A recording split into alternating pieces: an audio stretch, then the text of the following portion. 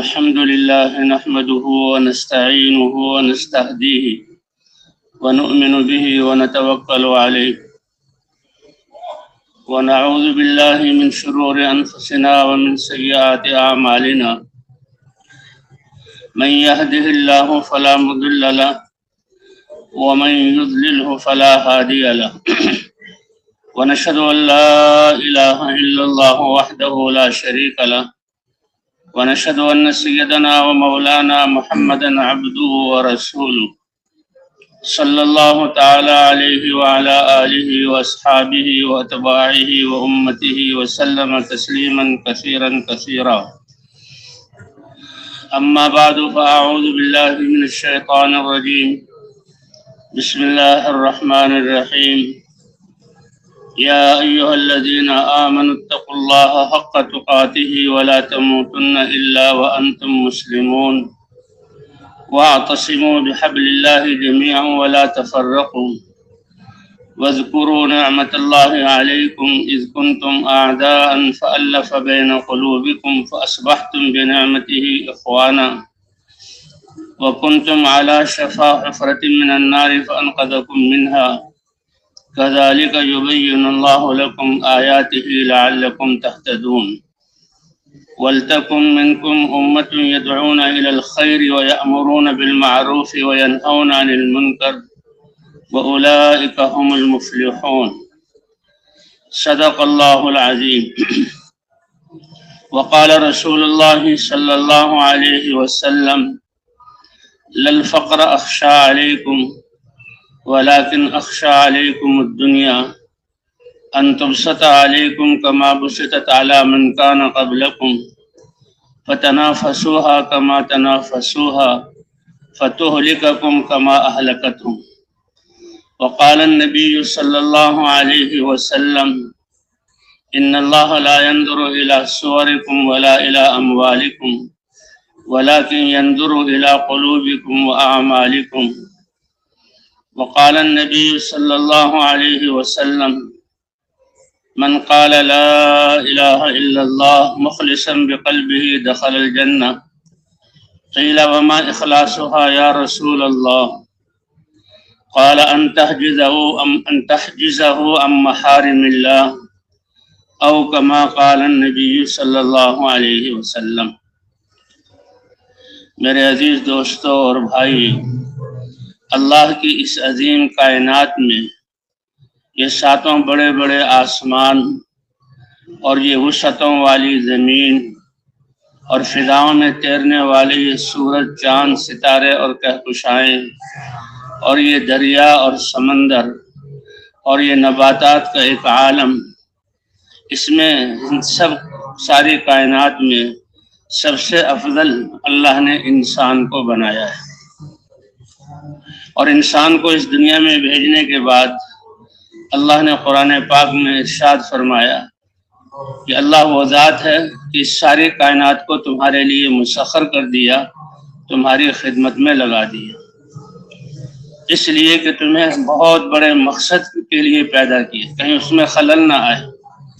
سب سے بڑا مقصد جس کے لیے اللہ تعالیٰ حکیم ہے، اور حکیم کا کوئی فعل فضول نہیں ہوتا، بے فائدہ نہیں ہوتا. جو بھی اللہ نے پیدا کیا اس میں کوئی نہ کوئی حکمت ہے، لیکن انسان کو اللہ نے سب سے بڑے مقصد کے لیے، اور وہ قرآن پاک میں فرمایا: وَمَا خَلَقْتُ الْجِنَّ وَالْإِنسَ إِلَّا لِيَعْبُدُونِ. انسان کو تو یہ عظمت دے کر، یہ خوبصورت شکل دے کر، ساری کائنات کو اس کے لیے مسخر کر کے اس کو دنیا میں تھوڑی سی زندگی دی، اور اس تھوڑی سی زندگی میں یہ اللہ کی چاہت کو پورا کرے. عبادت کیا ہے؟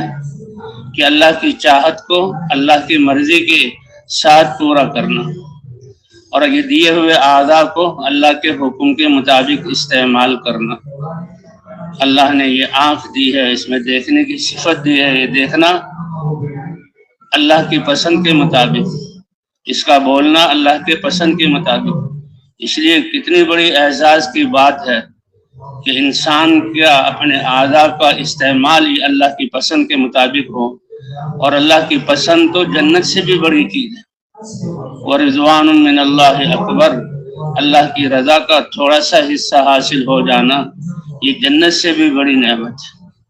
تو اللہ نے انسان کی دو زندگیاں بنائی ہیں، ایک زندگی دنیا کی ہے جو مختصر ہے اور ختم ہونے والی ہے، اور ایک زندگی آخرت کی ہے جو ہمیشہ ہمیشہ ہمیشہ کی کبھی ختم نہ ہونے والی ہے۔ ہمارا مستقبل آخرت ہے اور مسائل آخرت کے مسائل ہیں۔ دنیا کے مسائل کی تو اللہ نے ذمہ داری لی۔ کیا آسمانوں سے پانی تم برساتے ہو؟ کیا زمینوں سے غلے تم اگاتے ہو؟ کیا سورج کو تم چلا رہے ہو؟ اور کیا ہواؤں کا نظام تمہارے ہاتھ میں ہے؟ یہ تو باہر کا نظام ہے۔ تم اپنے جسم کے اعضاء کو دیکھ لو، کیا دل کی دھڑکنیں تمہارے قابو میں ہیں؟ کیا گردے تمہارے کیا کام کر رہے ہیں وہ تمہاری بس کی بات ہے؟ تمہارے جو ہے اعضاء کا استعمال یہ تمہارے بس کی بات ہے؟ ان سب کو چلانے والی ذات کس کی ہے بھائی؟ اللہ کی ہے۔ تو اللہ نے یہ تھوڑی سی زندگی دی، ایک ہے آخرت کی زندگی، وہ ہمیشہ ہمیشہ کی زندگی، اور ایک ہے دنیا کی تھوڑی سی زندگی، لیکن ہمارا مستقبل آخرت ہے، مسائل آخرت کے ہیں، کیونکہ اللہ نے عبادت کے لیے پیدا کیا تو عبادت کے لیے ساری چیزوں کا ذمہ اللہ نے اپنے ذمہ لے لی، ذمہ داری اللہ پر۔ ما اريد منهم من رزق وما اريد ان يطعمون ان اللہ هو الرزاق ذو القوة المتین۔ انسانوں کو اپنی عبادت کے لیے پیدا کیا، اور عبادت صرف نمازوں کا نام نہیں ہے۔ اللہ ہمارے معبود، خالق اور مالک اور رب ہیں، اور ہم اس کے بندے ہیں۔ ہر آن، ہر گھڑی، ہر حال میں، ہر جگہ پر ہم نے تو اس چیز کو دیکھنا ہے جو اللہ ہم سے چاہتے ہیں، اور اس اللہ کی چاہت اور امر کو ہم نے حضرت محمد صلی اللہ علیہ وسلم کے طریقے پر پورا کرنا ہے۔ اس لیے نعمت اسلام یہ بہت بڑی دولت ہے۔ الحمدللہ الذی ہدانا للاسلام۔ تمام تعریفیں اس اللہ کے لیے ہیں کہ جس نے ہمیں اسلام کی راہ دکھلائی، اسلام جیسا زندگی گزارنے کا طریقہ عطا فرمایا، ایسا طریقہ کہ ہماری زندگی اللہ کے احکام سے بھری ہوئی ہو، کوئی بھی حصہ اس کا غفلت یا نافرمانی میں نہ ہو۔ حضور صلی اللہ علیہ وسلم اپنی دولت قدر سے باہر تشریف لائے، مسجد نبوی میں آئے تو کچھ صحابہ بیٹھے ہوئے تھے اور کوئی عمل کر رہے تھے۔ صحابہ کرام کی ظاہری کیفیت کہ بھوک کی وجہ سے ان کے جسم دبلے تھے، اور دنیا کے کمانے کے لیے فرصت نہ ملنے کی وجہ سے ان کے جسموں پر جو کپڑا تھا وہ بوسیدہ تھا۔ اللہ کے رسول صلی اللہ علیہ وسلم ان کے پاس کھڑے ہوئے اور پوچھا، تم یہاں بیٹھے ہوئے کیا کر رہے ہو؟ صحابہ کرام نے عرض کیا، اے اللہ کے رسول، نعمت اسلام کے ملنے پر اللہ کا شکر ادا کر رہے ہیں۔ یہ بہت بڑی بات ہے۔ اللہ تعالیٰ کا اعلان ہے، وَإِذْ تَأَذَّنَ رَبُّكُمْ لَئِن شَكَرْتُمْ لَأَزِيدَنَّكُمْ، کہ تمہارے رب نے یہ اعلان کیا ہے اگر تم میری نعمتوں کے پانے پر اللہ کا شکر ادا کرو گے تو وہ نعمتوں کو بڑھا دوں گا۔ وہ مادی نعمتیں بھی ہیں، جسمانی نعمتیں بھی ہیں، اور روحانی نعمتیں بھی ہیں۔ اس لیے مسلمان الحمدللہ الذی ہدانا للاسلام، یہ اسلام کی ہدایت ہمیں کس نے عطا فرمائی؟ اللہ نے عطا فرمائی۔ تو صحابہ نے عرض کیا، یا رسول اللہ، نعمت اسلام کے ملنے پر ہم اللہ کا شکر ادا کر رہے تھے اور اللہ کی حمد و ثنا میں لگے ہوئے تھے اور اللہ کی تسبیح اور تقدیس کر رہے تھے۔ اللہ کے رسول صلی اللہ علیہ وسلم نے ارشاد فرمایا، اللہ ما اجلسکم الا ھذا، میں اللہ کی قسم دے کر تم سے پوچھتا ہوں کیا اسی لیے بیٹھے ہو؟ صحابہ کرام بڑے سچے لوگ تھے اور بڑے صاف دل والے لوگ تھے، اس لیے کہا اللہ ما اجلسنا الا ھذا، اے اللہ کے رسول ہم اللہ کی قسم کھا کر کہتے ہیں کہ ہم اسی لیے بیٹھے ہیں۔ کہ اللہ کا کتنا بڑا احسان ہے کہ جاہلیت سے اور گمراہی سے نکال کر ہمیں اسلام، وہ طریقہ زندگی جو اللہ نے ہمارے لیے پسند کیا، اس پر ہم اللہ کی تعریف کر رہے ہیں اور اللہ کی تسبیح اور تقدیس کر رہے ہیں۔ اللہ کے رسول صلی اللہ علیہ وسلم نے فرمایا، اے میرے صحابہ، میں نبی ہوں، سید المرسلین ہوں، میرا دل بالکل پاک صاف ہے. میں نے تم سے قسم جو لی تمہارے بارے میں بدگمانی کی وجہ سے نہیں کہ تم کوئی میرے سامنے خلاف واقع بات کرو گے، بلکہ میں نے تو قسم کہ بات کو تم ہلکا سمجھو اور پوری بات نہ بتاؤ، حالانکہ بات بہت اہم ہے، اس لیے اللہ کو گواہ بنایا. اور دیکھ لو تم جو کہہ رہے ہو اس عمل کے لیے بیٹھے ہو تو سنو، میں تمہیں بتانے آیا ہوں اللہ نے میرے پاس ابھی جبرائیل علیہ السلام کو بھیجا ہے اور حکم دیا کہ آپ ان صحابہ کو بتا دیں اے ایمان والو، اللہ تعالیٰ عرش پر تمہارے اس عمل کی وجہ سے فرشتوں پر فخر فرما رہے ہیں. کتنی بڑی بات ہے، کتنی بڑی بات ہے. اللہ نے یہ نعمت اسلام، اللہ نے قرآن پاک میں ایک آیت جو حضور صلی اللہ علیہ وسلم کی مبارک زندگی میں سب سے آخر میں نازل ہوئی. اور کب نازل ہوئی؟ جبکہ آپ 1.25 لاکھ صحابہ کے ساتھ احرام کی حالت میں ہیں، فریضہ حج ادا کر رہے ہیں، اور حج کے ارکان میں سب سے اہم اور سب سے زمانے کے اعتبار سے، جگہ کے اعتبار سے عرفہ کا دن 9 ذی الحجہ اور عرفہ کا میدان اور عرفہ کی دعا.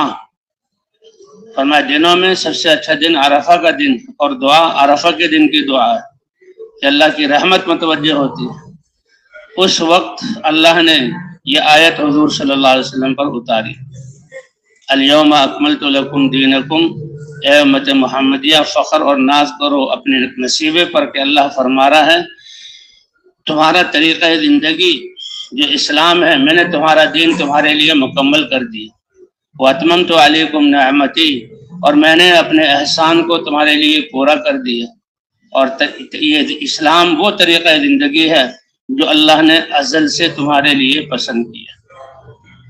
اس زمانے میں یہود اہل کتاب تھے، ان کے پاس آسمانی کتاب تھی، ایک طرف نصارہ تھے ان کے پاس انجیل، ایک طرف جو ہے یہود ان کے پاس تورات، اور وہ اس کتاب کو پڑھتے تھے اور یہ کتاب اللہ کی طرف سے تھی. تو اس کتاب کی وجہ سے ان کو فخر تھا. تو ایک اسرائیلی وہ حضرت عمر رضی اللہ تعالیٰ عنہ سے کہنے لگا کہ یہ جو آیت ہے یہ اتنی بڑی آیت ہے، اللہ کا اتنا بڑا احسان ہے، اگر یہ آیت اللہ تعالیٰ ہمارے بارے میں ہماری کتاب میں نازل فرماتے تو جس دن یہ آیت نازل ہوتی ہے اللہ کی، ہم اس کو عید کا دن بنا لیتے، کیونکہ یہ بہت بڑا اللہ کا احسان. اللہ بھی یہی فرما رہے ہیں الیوم اکملت لکم دینکم، تمہارا وہ طریقہ زندگی جو اللہ نے اپنے کمال علم سے اور اپنے کمال صفات سے بنایا، وہ اللہ نے تمہارا دین طریقہ حیات پورا کر دیا. واتممت علیکم نعمتی، اور اپنے احسان کو پورا کر دیا. اور دین اسلام زندگی گزارنے کا وہ طریقہ جو اللہ کو پسند ہے. تو اللہ کی پسند سے زیادہ اور نفیس، خوبصورت، منور اور چمکیلی کون سی چیز ہو سکتی ہے؟ تو حضرت عمر رضی اللہ تعالیٰ عنہ نے اس سے کہا اچھا کیا تم یہ سمجھتے ہو کہ یہ آیت ایسے ہی اتر گئی؟ 1.25 لاکھ صحابہ حضور کے ساتھ اور احرام کی حالت میں اور حج ادا کرنے کے لیے مکہ آئے ہوئے اور مکے کے حج کے ارکان ادا کرتے ہوئے عرفہ کے میدان میں حضور صلی اللہ علیہ وسلم ہیں اور اللہ کے سامنے ہاتھ پھیلا کر اللہ سے اپنی امت کے لیے مانگ رہے ہیں اور اللہ کے سامنے رو رہے ہیں اور اللہ کو منا رہے ہیں کہ دنوں میں بہترین دن عرفہ کا دن ہے اور دعاؤں میں سب سے زیادہ طاقتور دعا عرفہ کی دعا. اس حال میں اللہ نے یہ آیت مسلمانوں کے لیے اتاری ہے. تو 2 زندگیاں اللہ نے انسان کی بنائی. ایک دنیا کی زندگی ہے، یہ مختصر ہے.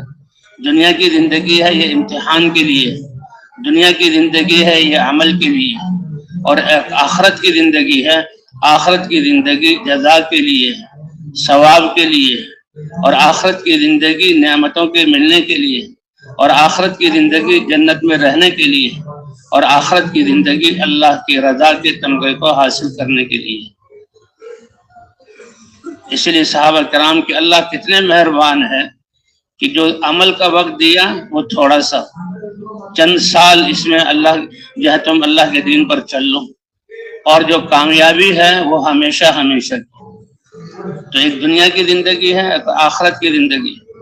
دنیا کی زندگی مختصر ہے اور ختم ہونے والی ہے، لیکن اسی زندگی کے صحیح ہونے پر اللہ تعالیٰ نے اس زندگی کو بھی اچھا بنانے کا وعدہ کیا ہے اور پھر آخرت کی زندگی میں بھی کامیابی کا وعدہ کیا ہے کہ عمل تھوڑا سا ہے، تھکانا اپنے آپ کو تھوڑا سا ہے اور اجر ہمیشہ ہمیشہ کا ہے۔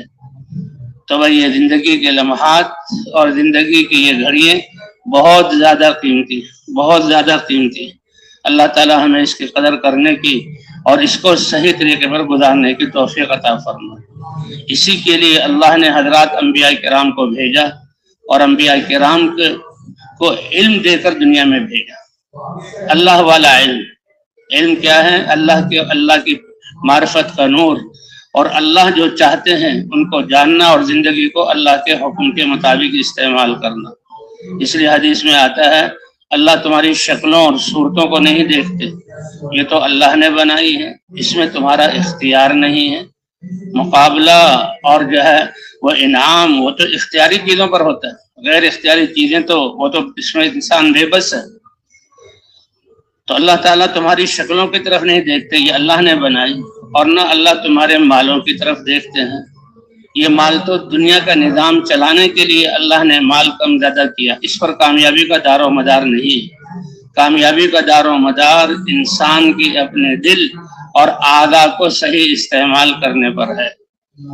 یہ سب سے بڑی بنیاد ایمان، دل کا یقین کہ اللہ تمہارے دلوں کو دیکھتے ہیں، اور جسم سے نکلنے والے اعمال کو، کہ دل کا یقین ٹھیک ہو جائے۔ ساری مخلوقات سے یقین ہٹ کر کے یہ مخلوقات تو اللہ نے بنائی ہے اور اللہ کے قبضہ قدرت میں ہے، اور اس سے وہ ہوگا جو اللہ چاہیں گے۔ تو اس سے یقین ہٹ کر اللہ کی ذات پر یقین آ جائے، اور دنیا کے کاموں سے یقین ہٹ کر اللہ نے جو اعمال دیے ہیں کامیابی کے لیے ان اعمال پر آ جائے۔ اس لیے فرمایا اللہ تمہاری شکلوں صورتوں کو نہیں دیکھتے، نہ تمہارے مالوں کو دیکھتے ہیں، بلکہ اللہ تعالیٰ تمہارے دل کے یقین کو، تمہارے دلوں کی طرف یعنی یقین کی طرف دیکھتے ہیں اور اعمال کی طرف دیکھتے ہیں۔ اس کے لیے اللہ تعالیٰ نے نبیوں کو بھیجا۔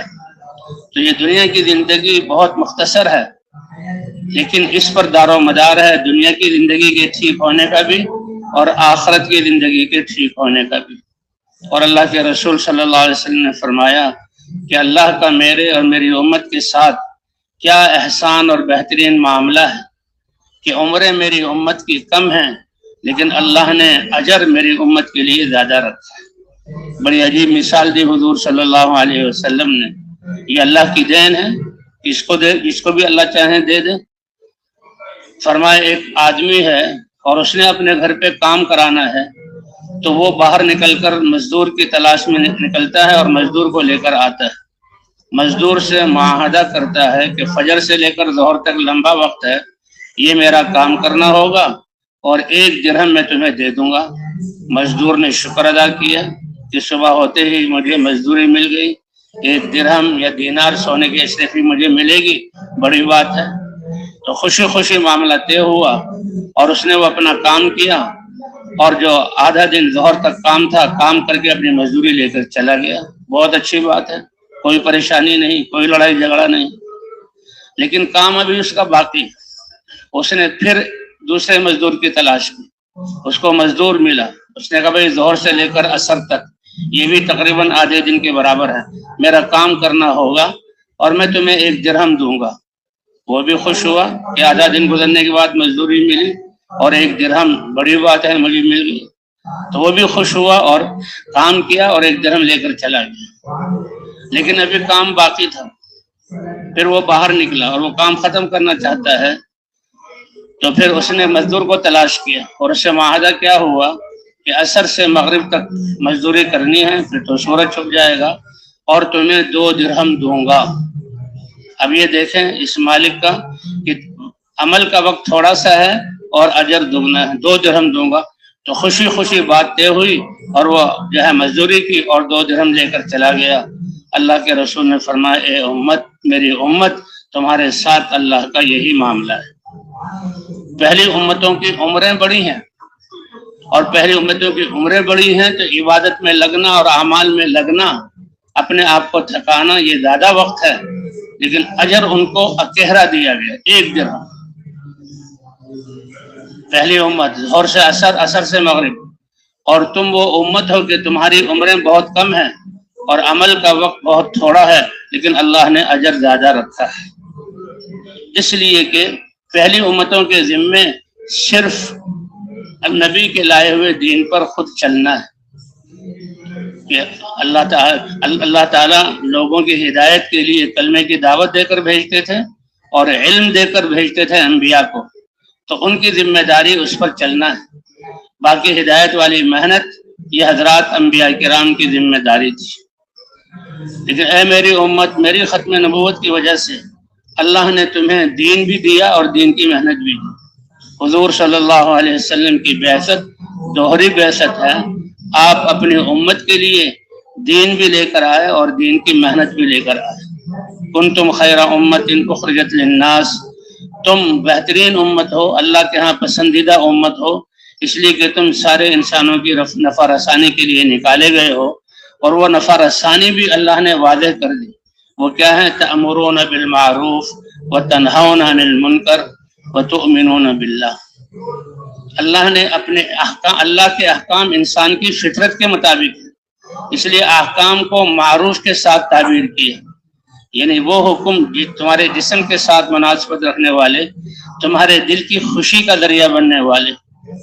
ایک عالم نے بہت اچھی مثال دی کہ نیکیوں کا زندگی میں آنا، اس سے انسان کو خوشی اور اطمینان اور انسان کو جہاں کامیابی ملتی ہے۔ اور اس کی مثال ایسے ہے کہ ایک آدمی نے بہت عرصے کے بعد اپنے گھر والوں کے لیے ایک دعوت کا انتظام کیا، جب بھی بہت اچھا کھانا ہوگا اور وہ سب بیٹھ کر مل کر کھائیں گے، خوشی کا یہ موقع ہے۔ اس نے سب کچھ سامان تیار کر لیا اور تیار کر کے جہاں کھانے پر بیٹھ گئے، بچے ہیں، بیوی ہے، سب بیٹھے ہیں اور بہت اچھا کھانا ہے، پکایا ہوا ہے۔ اتنے میں راستے جہاں دروازے پر دستک ہوتی، وہ جاتا ہے دروازے پر اور کھولتا ہے دروازے کو، تو دیکھتا ہے بہت گہرا بچپن کا دوست اس کا، جو اس کا محبوب، وہ دروازے پر کھڑا ہے۔ اس مہمان کے اس وقت آنے سے اس کو کتنی خوشی ہوگی۔ کھانا بھی تیار ہے، دسترخوان لگا ہوا ہے اور بڑا مزیدار کھانا پکایا ہے۔ وہ تو گھر میں کوئی انتظام نہ ہوتا، مہمان آ جاتا، لیکن مہمان جگری یار ہے، بڑا محبوب ہے اور بڑا بچپن کا دوست ہے، تو اس کے لیے نئے سرے سے کھانا تیار کرنا پڑتا۔ لیکن کیا کھانا تیار ہے، گھر والے سب بیٹھے ہوئے ہیں، یہ رشتہ دار بھی ہے اور یہ محبوب بھی ہے۔ فرمایا یہ نیکی، مسلمان کی زندگی میں نیکی کا آنا ایسا ہے۔ اس نیکی کو معروف سے تعبیر کیا گیا، بہت عجیب مثال سے سمجھایا کہ کھانا تیار ہے، گھر والوں کے ساتھ بیٹھا ہوا، گھر والوں کے ساتھ کھائے گا، لیکن اس میں اس کا محبوب دوست بھی آ گیا۔ دروازے پہ دستک ہوئی، اس نے دروازہ کھولا، وہ دوست سامنے ہے، تو بھائی دوست اگر جہاں دوسرے وقت میں آتا تو اس کے لیے کھانے کا انتظام کرنا پڑتا۔ دوستی ایسا ہے، تعلق ہی ایسا ہے کہ اس کے لیے سارا سب کچھ تیار ہے۔ فرمایا یہی اللہ کے اوامر معروفات کا مسلمانوں کی زندگی میں آنا ہے کہ اللہ کے احکام کی وجہ سے تو انسان خوش ہوتا ہے کہ یہ اللہ کے احکام، صحابہ کرام جب اللہ کے احکام اترے تو اس پر خوش ہو رہے تھے کہ اللہ نے اپنے احکام ہمیں عطا فرمائے، اور فرمایا یہ گناہوں کا زندگی میں آنا ایسا ہے کہ یہی منظر ہو اور انسان اپنے گھر بچوں کے ساتھ رات کی روشنی میں بیٹھا ہوا ہے اور اتنی دیر میں اسی دوران وہ کسی کو دیوار سے کودتے ہوئے دیکھتا ہے کہ ڈاکو یا چور یا دشمن اس کے گھر میں کود گئے، تو اس کا سارا مزہ کرکرا ہو جائے گا۔ اس اچھے سے وقت میں اس مصیبت کا آنا، فرمائے یہی گناہوں کا مسلمان کی زندگی میں داخل ہونا ہے کہ گناہوں کے داخل ہونے سے ساری زندگی مقدر ہو جاتی ہے۔ تو بھائی اللہ تعالیٰ نے یہ تھوڑی سی زندگی ہمیں عطا فرمائی ہے، اصل زندگی آخرت ہے۔ جو آخرت والی زندگی ہے وہ اصل زندگی ہے، وہ ہمیشہ ہمیشہ کی زندگی ہے، وہ ہمارا مستقبل ہے، اور اس کی تیاری کے لیے اور دنیا کی زندگی بھی اچھی گزرے اس کے لیے اللہ نے اپنا مبارک دین مرحمت فرمایا ہے۔ اور دین کو انسانوں تک پہنچانے کے لیے اللہ تعالیٰ نے نبیوں جیسی ہستیوں کو چنا، فرشتوں میں سے بھی جبرائیل علیہ السلام کو چنا، جو اللہ والا علم انبیاء پر لے کر آتے ہیں. تو جو فرشتوں کے سردار حضرت جبرائیل علیہ السلام اور انسانوں میں سب سے زیادہ برگزیدہ حضرات انبیاء علیہ السلام علی نبینا علیہم الصلوات والتسلیمات، اللہ نے ان کو چنا. اور حضرات انبیاء کرام کیسے ہمدرد اور خیرخواہ، نبوت سے پہلے والی زندگی بہت پاکیزہ معصوم، اور قومیں ان اپنے نبیوں کو جب جو ہے نبوت کے اعلان سے پہلے دیکھتی تھی تو قومیں تعریف کرتی تھی کہ کتنا اچھا نوجوان ہے، کیسے اخلاق والا ہے. لیکن جو باطل ہے اس پر ان کے انفرادی زندگی کا اثر نہیں پڑتا تھا. یہ اللہ کی سنت. اللہ فرماتے ہیں لو شاء لہداکم اجمعین، اگر اللہ چاہے تو سب کو ہدایت دے دے. ایک انسان کو ہدایت دینا اور سارے انسانوں کو پلک جھپکنے سے کم میں ہدایت دینا، یہ اللہ کے لیے آسان ہے. لیکن اللہ نے اس کا نظام بنایا ہے. اللہ نبی کو بھیجتے ہیں، اس پر علم اتارتے ہیں، پھر نبی لا الہ الا اللہ کی دعوت کو لے کر اپنی قوم میں پھرتا ہے. یا قوم، اے میری قوم، انی لکم نذیر مبین، میں تمہارے لیے ڈرانے والا ہوں. یہ ڈرانے کا کیا مطلب؟ ڈرانے سے انسان سمجھتا ہے کہ بھئی ایسا ڈرانا جس سے انسان خوف کھا لے. نہیں، انذار کا معنی یہ ہے جو اس راستے پہ مسافر نے چلنا ہے اور چل کر جو منزل تک پہنچنا ہے، تو ہمدرد اور خیرخواہ رہبر اور رہنما وہ کہتا کہ بھئی دیکھو اس راستے میں فلاں فلاں خطرات پیش آئیں گے، اس لیے ان خطرات سے بچنے کی کوشش کرو اور انتظام کرو. یہ ہے ڈرانا. دشمن والا ڈرانا نہیں ہے، تلوار لے کر سر پہ کھڑے ہونا، یہ ڈنڈا لے کر کھڑے ہونا، یہ ڈرانا نہیں ہے.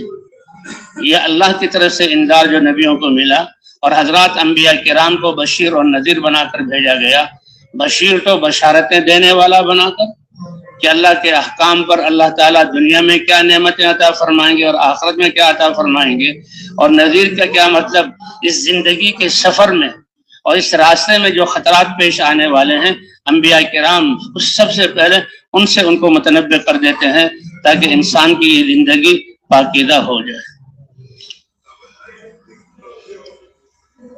تو بھائی اللہ تعالیٰ نے ہمیں یہ دنیا کی مختصر سی زندگی عطا فرمائی ہے، اور اس میں ہمارے لیے اللہ نے دین کو اتارا ہے، اور یہ احکام کا مجموعہ ہے. اسی میں سے کہ روزہ بھی ہے. سب سے پہلی چیز تو ایمان ہے، سب سے بنیادی اور سب سے طاقتور چیز ایمان. یہ لا الہ الا اللہ، یہ کلمہ ایمان ہے، کلمہ اخلاص ہے، کلمہ تقوی ہے، کلمہ معرفت ہے. سب سے بڑا علم، جو علم پہچان کروانے والا کلمہ، یہ لا الہ الا اللہ، کیونکہ ہمیں اللہ کی پہچان کرواتا ہے اور اللہ سب سے بڑے ہیں. اس لیے آتا ہے ساتوں زمین، ساتوں آسمان اور جو کچھ ان میں ہے اور ان سے اوپر ہے عرش تک اور تحت الثری تک، سب کچھ کو ترازو کے ایک پلڑے میں رکھ دیا جائے اور لا الہ الا اللہ کو دوسرے پلڑے میں رکھ دیا جائے تو لا الہ الا اللہ کا پلڑا بھاری ہو جائے گا. اتنا قیمتی کلمہ ہے. کتنے خوش قسمت ہیں وہ لوگ کہ ماں کی گودوں میں اللہ نے ان کو یہ کلمہ عطا فرمایا.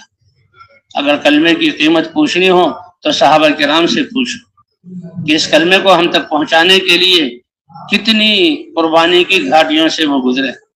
حضرت خباب ابن ارت رضی اللہ تعالیٰ عنہ کہتے ہیں میرا کوئی خاندان اور قبیلہ نہیں تھا، اور لوگ قبائل کے اعتبار سے زندگی گزارتے تھے، اور جو کوئی ایسا ہو کہ پردیس کا ہو اور کسی علاقے میں آیا ہو تو وہ کسی طاقتور قبیلے کے ساتھ معاہدہ، میرا جینا مرنا آپ کے ساتھ ہے، اور جو آپ لوگوں کے قوانین اور فائدے اور جو ہے جرمانے ہیں وہی میرے لیے ہوں گے.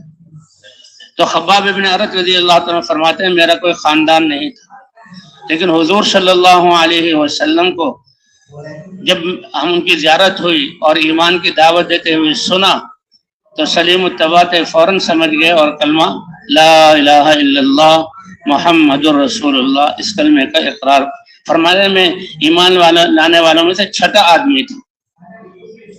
اور جو ایمان لاتا تھا یعنی اللہ کی معرفت حاصل ہو جانے کے بعد اس پر اپنی پرانی زندگی کی گمراہی کے ہاتھوں سے بنائے ہوئے مٹی کے بت اور مورتیں ان کو ہم نے الہ بنایا. اللہ اکبر. الہ تو کون ہے؟ وہ اللہ ہے جو ساری کائنات کا خالق ہے، تنہا ہے. اللہ کی معرفت ہے، تو ان پر اپنی پچھلی زندگی کی گمراہی کھلتی تھی اور ایمان کی روشنی ان کے دل میں آتی تھی، تو وہ ان سامنے والے لوگوں کو گمراہی پر برداشت نہیں کر سکتے تھے۔ اس لیے کہتے ہیں تبلیغ والا کام یہ تو غم والا کام ہے، یہ تو درد والا کام ہے۔ جیسے حضرات انبیاء کرام اپنی قوموں کے لیے فکر فرمایا کرتے تھے، اور حضور صلی اللہ علیہ وسلم، صحابہ کہتے ہیں کہ کانا دائم الفکرۃ متواصل الاحزان، حضور صلی اللہ علیہ وسلم ہمیشہ فکر مند رہتے تھے اور مسلسل غمگین رہتے تھے۔ غمگین کس کے لیے؟ اپنی امت کے لیے، کہ کیسے یہ اللہ کی ناراضگی سے بچ کر اللہ کی رضا والی زندگی پر آ جائیں۔ کہتے ہیں اللہ کی ناراضگی تو جہنم بھی اللہ کی ناراضگی سے پناہ چاہتی ہے۔ تو بہرحال فرماتا ہے کہ میں چھٹا آدمی تھا، اسلام لایا تو میرا کوئی قبیلہ نہیں تھا، تو میرے ساتھ کیا معاملہ، اور جو اسلام لاتا تھا وہ اسلام کی دعوت دیتا تھا، لوگوں کو گمراہی پر برداشت نہیں کر سکتا تھا، اور یہ مکے کے کافر اپنے بتوں کی نفی کا سن کر بڑے غصے ہوتے تھے۔ حضرت بلال کو تکلیف دی جا رہی ہے، حضرت خباب کو بتاتے ہیں مجھے کیا تکلیف دیتے ہیں کہ لکڑیاں جمع کر کے ان سے کوئلے میں آگ لگا کر انگارے بناتے تھے، اور انگاروں پر مجھے ڈالا جاتا تھا اور اوپر چٹان رکھ دی جاتی تھی تاکہ میں ہل بھی نہ سکوں، اپنی کمر کو انگاروں سے بچا بھی نہ سکوں، اور وہ آگ اگر بجھتی تھی تو میری کمر سے بہنے والے خون اور جو ہے وہ پیپ سے وہ آگ بجھتی تھی۔ اس حال میں حضور صلی اللہ علیہ وسلم کے پاس آیا، اور آپ صلی اللہ علیہ وسلم بیت اللہ کے سائے میں بیٹھے ہوئے، اور میں نے کہا اے اللہ کے رسول الا تدعو لنا، آپ ہاتھ اٹھا کے ہمارے لیے دعا نہیں کرتے کہ ہمارے لیے ہم کن حالات سے گزر رہے ہیں، ہمیں کتنی تکلیفیں دی جا رہی ہیں۔ الا تستنصروا لنا، یہ اللہ کے دشمن، یہ کافر بتوں کو پوجنے والے کھلے مہر ہمیں تکلیفیں دے رہے ہیں، تو آپ اللہ سے ہمارے لیے مدد کی دعا کر دیجیے کہ اللہ ہماری مدد فرما دیں اور ہمیں ان تکلیفوں سے بچا لیں۔ لیکن اللہ کے رسول کو پتہ تھا کہ انسانیت کی ہدایت کے لیے قربانیوں کی گھاٹیوں سے گزرنا ضروری ہے، اس لیے سب سے زیادہ قربانی حضور صلی اللہ علیہ وسلم نے دی۔ اوذیت فی اللہ ما لم یؤذ احد واخفت فی اللہ ما لم یخف احد۔ اے میری امت، یاد رکھو کہ تمہارے نبیوں کے سردار کی جس کی وجہ سے اللہ نے تمہیں کیا اعزاز بخشا ہے، کہ دین کی خاطر مجھے بھی اتنی تکلیفیں دی گئی جتنی کسی اور کو تکلیفیں نہیں دی گئی، اور مجھے اتنا ڈرایا گیا جتنا کسی اور کو نہیں ڈرایا گیا۔ تو یہ خباب بن ارت آ کر حضور صلی اللہ علیہ وسلم کو بتا رہے ہیں اے اللہ کے رسول ہمارے لیے دعا کیجیے، ہمارے لیے اللہ سے مدد مانگیے، یہ کھلے مہر تکلیفیں دینے والے یہ رک جائیں۔ تو اللہ کے رسول نے اسی وقت ہاتھ اٹھا کے دعا نہیں کی، بلکہ اس سے زیادہ قربانی دینے والے پہلے انبیاء اور ایمان والوں کے قصے سنائے تاکہ صحابہ میرے قربانی میں آگے بڑھیں۔ فرمایا اے خباب، یہ ایمان کتنی بڑی دولت ہے، یہ ایمان کتنی بڑی دولت ہے۔ اس ایمان کی وجہ سے تو پہلے لوگوں پر یہ حالات آئے کہ ایک ایمان والے کو لایا جاتا، گڑھا کھود کر آدھا اس میں اس کو دبا دیا جاتا تاکہ دائیں بائیں نہ ہو سکے، اور وہ لا الہ الا اللہ کی صدائیں لگا رہا ہے، اور اللہ کے پر ایمان کی عبادت کے لائق اکیلے اللہ ہیں، ہمارے الہ تو اللہ ہیں، سب کچھ کرنے والے اللہ ہیں، لیکن اس میں ان کے بتوں کی نفی ہے، تو قوم اتنے غصے میں آتی کہ گڑھا کھود کر آدھا اس میں ان کو دبا دیا، اور آدھا لا کر ان کے سر پر رکھا، مانگ میں آرے کو چلانا شروع کیا، بال کٹے اور یہ کھال کٹی اور دماغ کی کھوپڑی کٹی، اور چہرے کے 2 حصے ہوئے اور سینے کے 2 حصے ہوئے، اور جب وہ آرا نیچے آیا تو ایک طرف دائیں طرف گر گئی اور ایک طرف بائیں طرف، اس طرح جان دے دی، لیکن اس تکلیف نے بھی ان کو ایمان سے پیچھے نہیں کیا۔ اسی طرح ایمان والوں کو کہ ان کو رسیاں باندھ کر زمین پر ڈالا جاتا، اور لوہے کی کنگھیوں، اس کے دندانے جو ہے ان کے جسم میں داخل کیے جاتے، کھال اور جو ہے پٹھے اور گوشت سے پار ہو کر ہڈیوں تک وہ پہنچتے، تو کھال اور پٹھوں کو اور گوشت کو ادھیڑ لیا جاتا، لیکن وہ عہد کرتے تھے، ایمان کو نہیں چھوڑتے تھے۔ فرمایا تم جلد بازی کر رہے ہو. تو حضور صلی اللہ علیہ وسلم نے صحابہ کو مزید قربانی پر جو ہے آمادہ کیا. تو حضور صلی اللہ علیہ وسلم کی آمد پر نبوت کا دروازہ اللہ نے بند فرما دیا. اب کوئی نبی نہیں آئے گا. حضور صلی اللہ علیہ وسلم کی ختم نبوت کی وجہ سے اللہ نے اس پوری امت کو، ساری کی ساری امت کو اور اس کے ایک ایک فرد کو اللہ تعالیٰ نے اس کام کے لیے چنا جس کام کے لیے اللہ نبیوں کو بھیجتے تھے. حضرات انبیاء کرام کی ذمہ داری اپنے علاقے کی ہوتی تھی، لیکن حضور صلی اللہ علیہ وسلم تو سارے انسانوں کے لیے رسول اور نبی. وما ارسلناک الا کافۃ للناس بشیرا ونذیرا، ہم نے تو سارے انسانوں کے لیے بشارت دینے والا بنا کر اور جو ہے اللہ کے عذاب اور ناراضگی سے ڈرانے والا بنا کر بھیجا ہے. تو اسی طرح اس امت کو بھی کہا گیا کنتم خیر امۃ اخرجت للناس، تم بہترین امت ہو اس لیے کہ سارے انسانوں کی نفع رسانی کے لیے تمہیں نکالا گیا ہے. اور نفع رسانی کی صورت وہ بھی اللہ نے بیان کر دی، تأمرون بالمعروف وتنہون عن المنکر وتؤمنون باللہ. تو ایک تو اللہ نے یہ کلمہ دیا، کلمے کی دعوت دی، ختم نبوت بھی ایسی ہی ملا، اور پھر ایک اللہ نے ہمیں نماز عطا فرمائی. اللہ اکبر، کہ نماز کے ذریعے انسان میں عبادت کی صفت آئے. ایمان کے بعد سب سے بڑا حکم اللہ کا نماز، کہ حضور صلی اللہ علیہ وسلم کو معراج میں لے آیا گیا، اللہ کے دربار میں حاضری ہوئی. اللہ نے اس امت کو 50 نمازیں دی. اے نبی اپنی امت کے لیے 50 نمازیں لے جا. 24 گھنٹے ہیں، نماز 50 ہے، ہر 25 منٹ کے بعد نماز پڑھنا. وہ تو موسیٰ علیہ السلام سے ملاقات ہوئی کہ اللہ نے آپ کی امت کو کیا دیا کہ 50 نمازیں. اے محمد میں نے بنی اسرائیل کو آزمایا ہے، 50 نمازیں امت ادا نہیں کر سکتی. اللہ کے دربار میں گئے، 9 دفعہ جانا ہوا اور 5 نمازیں اللہ کی طرف سے کم ہوتی رہی، یہاں تک کہ 5 نمازیں رہ گئی. اس پر بھی موسیٰ علیہ السلام نے کہا اس کو بھی کم کروا لیں. اللہ کے رسول نے کہا کہ میری امت 5 نمازیں تو ادا کرے گی، اس سے اور کیا کم کروا، مجھے شرم آ رہی ہے. اللہ کے رسول صلی اللہ علیہ وسلم امت کے لیے 5 نمازیں لے کر آئے. اللہ کی مہربانی اس امت پر، اے نبی آپ کی امت 5 نمازیں ادا کرے گی اور میں 50 نمازوں کا ثواب عطا کروں گا. اسی میں سے بھئی ایک روزہ بھی ہے. اللہ کا یہ حکم ہے، اللہ کے خزانوں سے فائدہ اٹھانے کے لیے، اللہ کی قدرت سے فائدہ اٹھانے کے لیے اور اللہ کی رحمت کو اپنے ساتھ لینے کے لیے اللہ نے یہ دین اسلام اور یہ احکام عطا فرمائے. اس لیے فرمائے ایمان والو کتب علیکم الصوم کما کتب علی الذین من قبلکم لعلکم تتقون، کہ تم پر روزے فرض کر دیے گئے جیسے تم سے پہلی امتوں پر روزے فرض کیے گئے. یعنی یہ حکم انوکھا صرف تمہارے لیے نہیں ہے، پہلی امتوں پر بھی. اور اس کا ثمرہ فائدہ کیا ہے؟ لعلکم تتقون. جیسے ایمان اللہ کی معرفت کا نور، وہ طاقت ہے کہ اس طاقت کی وجہ سے اللہ کے دین پر چلنا آسان اور محبوب بن جاتا ہے، کیونکہ والذین آمنوا اشد حبا للہ، ایمان والے سب سے زیادہ اللہ سے محبت کرتے ہیں. اور جب اللہ سے محبت کرتے ہیں جو محبوب ہو تو ان المحب لمن یحب مطیع ہو، پھر اللہ کے احکام پر چلنا وہ انسان کے لیے محبوب بن جاتا ہے، انسان کے لیے محبوب بن جاتا ہے. تو ایمان والے سب سے زیادہ اللہ سے محبت. پھر اللہ نے یہ نماز عطا فرمائی. نماز کہتے ہیں الصلاۃ معراج المومن.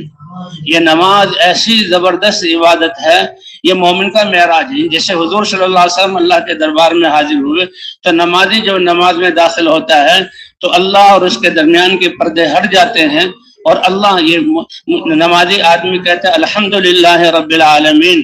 اللہ کی طرف سے جواب آتا ہے حمدنی عبدی، میرے بندے نے میری حمد بیان کی. اور نمازی آدمی کہتا ہے الرحمن الرحیم، تو اللہ کی طرف سے جواب ملتا ہے اثنا علیہ عبدی، میرے بندے نے میری ثنا بیان کی. اور پھر یہ کہتا ہے مالک یوم الدین، اللہ تعالیٰ جو جزا کے دن کا مالک ہے، اللہ فرماتے ہیں میرے بندے نے میری بزرگی بیان کی. یہ کلمات سورہ فاتحہ کے ہیں، اللہ ہی کی طرف سے اترے. اور اس امت پر تو اللہ کا بہت ہی فضل ہے. اگر نبی عطا فرمائے تو اپنے حبیب سید الانبیاء عطا فرمائے۔ اور قرآن میں ہے کہ تمہارا نام اگر رکھا ہے تو مسلمان یہ اللہ نے تمہارا نام رکھا ہے۔ اور تمہیں عبادت کا کہتے ہیں کہ پہلی امتوں نے جب ان کو کہا گیا کہ اپنی عبادت کے لیے کوئی خاص دن، تو کسی نے اتوار کو پسند کیا اور کسی نے ہفتے کو پسند کیا۔ اللہ تعالیٰ نے اس امت کو وہ جمعے کا دن عطا فرمایا۔ اس امت کو کون سا دن عطا فرمایا؟ جمعے کا دن عطا فرمایا۔ اور اللہ نے تمہارا نام مسلمین، اللہ کے امر کے سامنے اپنے سر کو جھکانے والے، اور اس امت کو اللہ نے خیر امت کا لقب دیا کہ یہ بہترین امت ہے۔ حضرات انبیاء کرام کی ہستیاں، ان کا دائرہ نبوت محدود ہوتا تھا، اور ان کی محنت سے ان کے میدان نبوت میں لوگوں کو ہدایت ملتی تھی، اور جب حق وجود میں آتا تھا تو اللہ بڑی بڑی باطل طاقتوں کو نیست اور نابود کر دیتے تھے۔ قرآن پاک میں اللہ فرماتے ہیں کہ نبیوں کے آنے کے بعد اور ایمان کے زندہ ہونے کے بعد، حق کے موجود ہونے کے بعد، ہم نے زمین کا وارث ایمان والوں کو بنایا۔ اور وعد اللہ الذین آمنوا منکم وعملوا الصالحات لَيَسْتَخْلِفَنَّهُمْ فِي الْأَرْضِ كَمَا اسْتَخْلَفَ الَّذِينَ مِنْ قَبْلِهِمْ، کہ اللہ کا وعدہ ہے کہ ایمان اور اعمال والوں کو ہم زمین کی خلافت عطا فرمائیں گے۔ تو بھئی یہ ایمان ہے، نماز ہے، اللہ نے علم اتارا ہے، حضرات انبیاء کرام علم لے کر آئے، یعنی زندگی کی جتنے بھی شعبے ہیں ان میں ہم نے اپنے آپ کو لگانا ہے اللہ کے اتارے ہوئے علم کے مطابق، اللہ کی رضا کے مطابق۔ اسی لیے فرما ان العلماء ورثۃ الانبیاء، علماء تو انبیاء کے وارث ہیں۔ وان الانبیاء لم یورثوا دینارا ولا درہما انما ورثوا العلم، یہ انبیاء کی میراث یہ علم ہے۔ حضور صلی اللہ علیہ وسلم پر اللہ تعالیٰ نے قرآن پاک کو اتارا۔ قرآن پاک اللہ کی یہ کتاب ہے، کہتے جو کچھ اللہ نے پہلی کتابوں میں پہلی امتوں کے لیے علم اتارا، اور اس علم پر عمل کر کے وہ قومیں جو ایمان والی تھی اللہ نے ان کو دنیا میں بسایا، وہ سب کچھ اللہ تعالیٰ نے قرآن پاک میں اس امت کو عطا فرمایا، اور اس سے زیادہ اللہ نے قرآن پاک میں اس امت کو علم دیا ہے۔ اسی طرح بھئی اللہ تعالیٰ نے حضرت محمد صلی اللہ علیہ وسلم کے اخلاق ہمیں عطا فرمائے۔ آپ نے فرمایا انما بعثت لیتمم مکارم الاخلاق، میری بعثت کا ایک بہت اہم مقصد جو سب سے اونچے اخلاق ہیں اس کی میں تکمیل کر دوں۔ حضور صلی اللہ علیہ وسلم کے اخلاق وہ ہیں کہ اللہ تعالیٰ قرآن میں قسم کھا کر فرما رہے ہیں انک لعلی خلق عظیم، آپ سب سے بڑے اخلاق والے ہیں۔ اور حضور صلی اللہ علیہ وسلم کی اتباع کی وجہ سے اللہ نے وہی اخلاق ہمیں عطا فرمائے، وہی اخلاق ہمیں عطا فرمائے۔ کتنی بڑی بات ہے۔ صحابہ کرام رضوان اللہ علیہم اجمعین کی جماعت کہ جو ان میں ایمان لاتا تھا اور پورے دین پر عمل کرنے والا ہوتا، دین کی دعوت دینے والا بھی ہوتا۔ صحابہ کرام فرماتے ہیں تعلمنا الایمان، پہلے ہم نے ایمان کو سیکھا، ثم تعلمنا القرآن، پھر ہم نے قرآن کو سیکھا، اور جو قرآن پہ احکام تھے اس پر عمل کرنے والے بنے، فازددنا به ایمانا، تو یہ قرآن کو سیکھنے کے ساتھ ہمارا ایمان اور زیادہ ہو گیا، اور زیادہ ہو گیا۔ تو حضور صلی اللہ علیہ وسلم جب یہ دعوت دے رہے ہیں تو مکے والے مخالفت کر رہے ہیں، اور آپ نے طائف کا سفر کیا، آپ حج کے موسم پر یہاں قبائل کے پاس آتے تھے اور کہتے تھے تم میں سے کوئی سمجھدار اور سدھرا ہوا انسان نہیں ہے؟ کہتے کیوں؟ کہ میں اللہ کا رسول ہوں اور وہ مجھے اپنے قبیلے میں لے جائے تاکہ اللہ کا پیغام جو انسانیت کے لیے مجھے دیا ہے وہ میں پہنچا سکوں، کیونکہ میری قوم مجھے پیغام پہنچانے میں رکاوٹیں ڈالتی ہے اور تکلیف دیتی ہے۔ اللہ نے یہ سعادت مدینہ منورہ والوں کے لیے لکھی ہوئی تھی کہ مدینہ کے 6 نوجوان حضور صلی اللہ علیہ وسلم کو دن کی روشنی میں ملے، آپ ان کی توجہ کو آپ نے دیکھا تو ان سے بات ہوئی کہ رات کے اندھیرے میں جب سورج غروب ہو جائے فلاں جگہ پر مینا کی ایک گھاٹی پہ آ جائے۔ سب سے پہلے اندھیرا ہونے کے بعد حضور صلی اللہ علیہ وسلم تشریف لائے، اور پھر وہ 6 نوجوان جن کے معاذ بن جبل بھی تھے وہ آئے، اور آپ صلی اللہ علیہ وسلم نے کہا اے مدینے والوں میں اللہ کا رسول، اور میں اللہ کی طرف سے دین لے کر آیا ہوں۔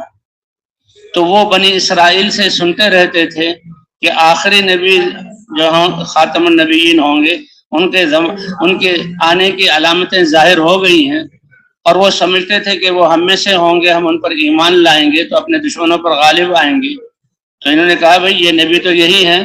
وہ 6 آدمی ایک دم ایمان میں داخل ہو گئے، اور جب وہ ایمان میں داخل ہوئے تو حضور صلی اللہ علیہ وسلم نے اپنے آپ کو ان پر پیش کیا، اے نوجوانوں تم مجھے ساتھ لے جاؤ اپنے علاقے میں، کیونکہ میری قوم کیونکہ آپ صلی اللہ علیہ وسلم بڑے غمگین، کان حریصا علی ہدایت الناس اجمعین، سارے انسانوں کو ہدایت مل جائے اس کی آپ کو حرص تھی، کیونکہ ہدایت ملے گی تو یہ انسان دنیا اور آخرت میں کامیاب ہوگا، اللہ کی ناراضگی سے بچے گا اور جہنم کی تکلیفوں اور عذاب سے بچے گا، اور اگر ہدایت نہیں ملی تو یہ انسان ناکام۔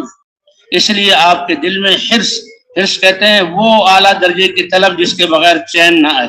اس لیے صحابہ کہتے ہیں کہ ہم حضور صلی اللہ علیہ وسلم کو بے چین دیکھتے تھے، ہمیشہ آپ فکر مند رہتے، مسلسل غمگین رہتے، اور یراغادیاں و رائحہ، کسی پل آپ کو چین نہیں آتا تھا۔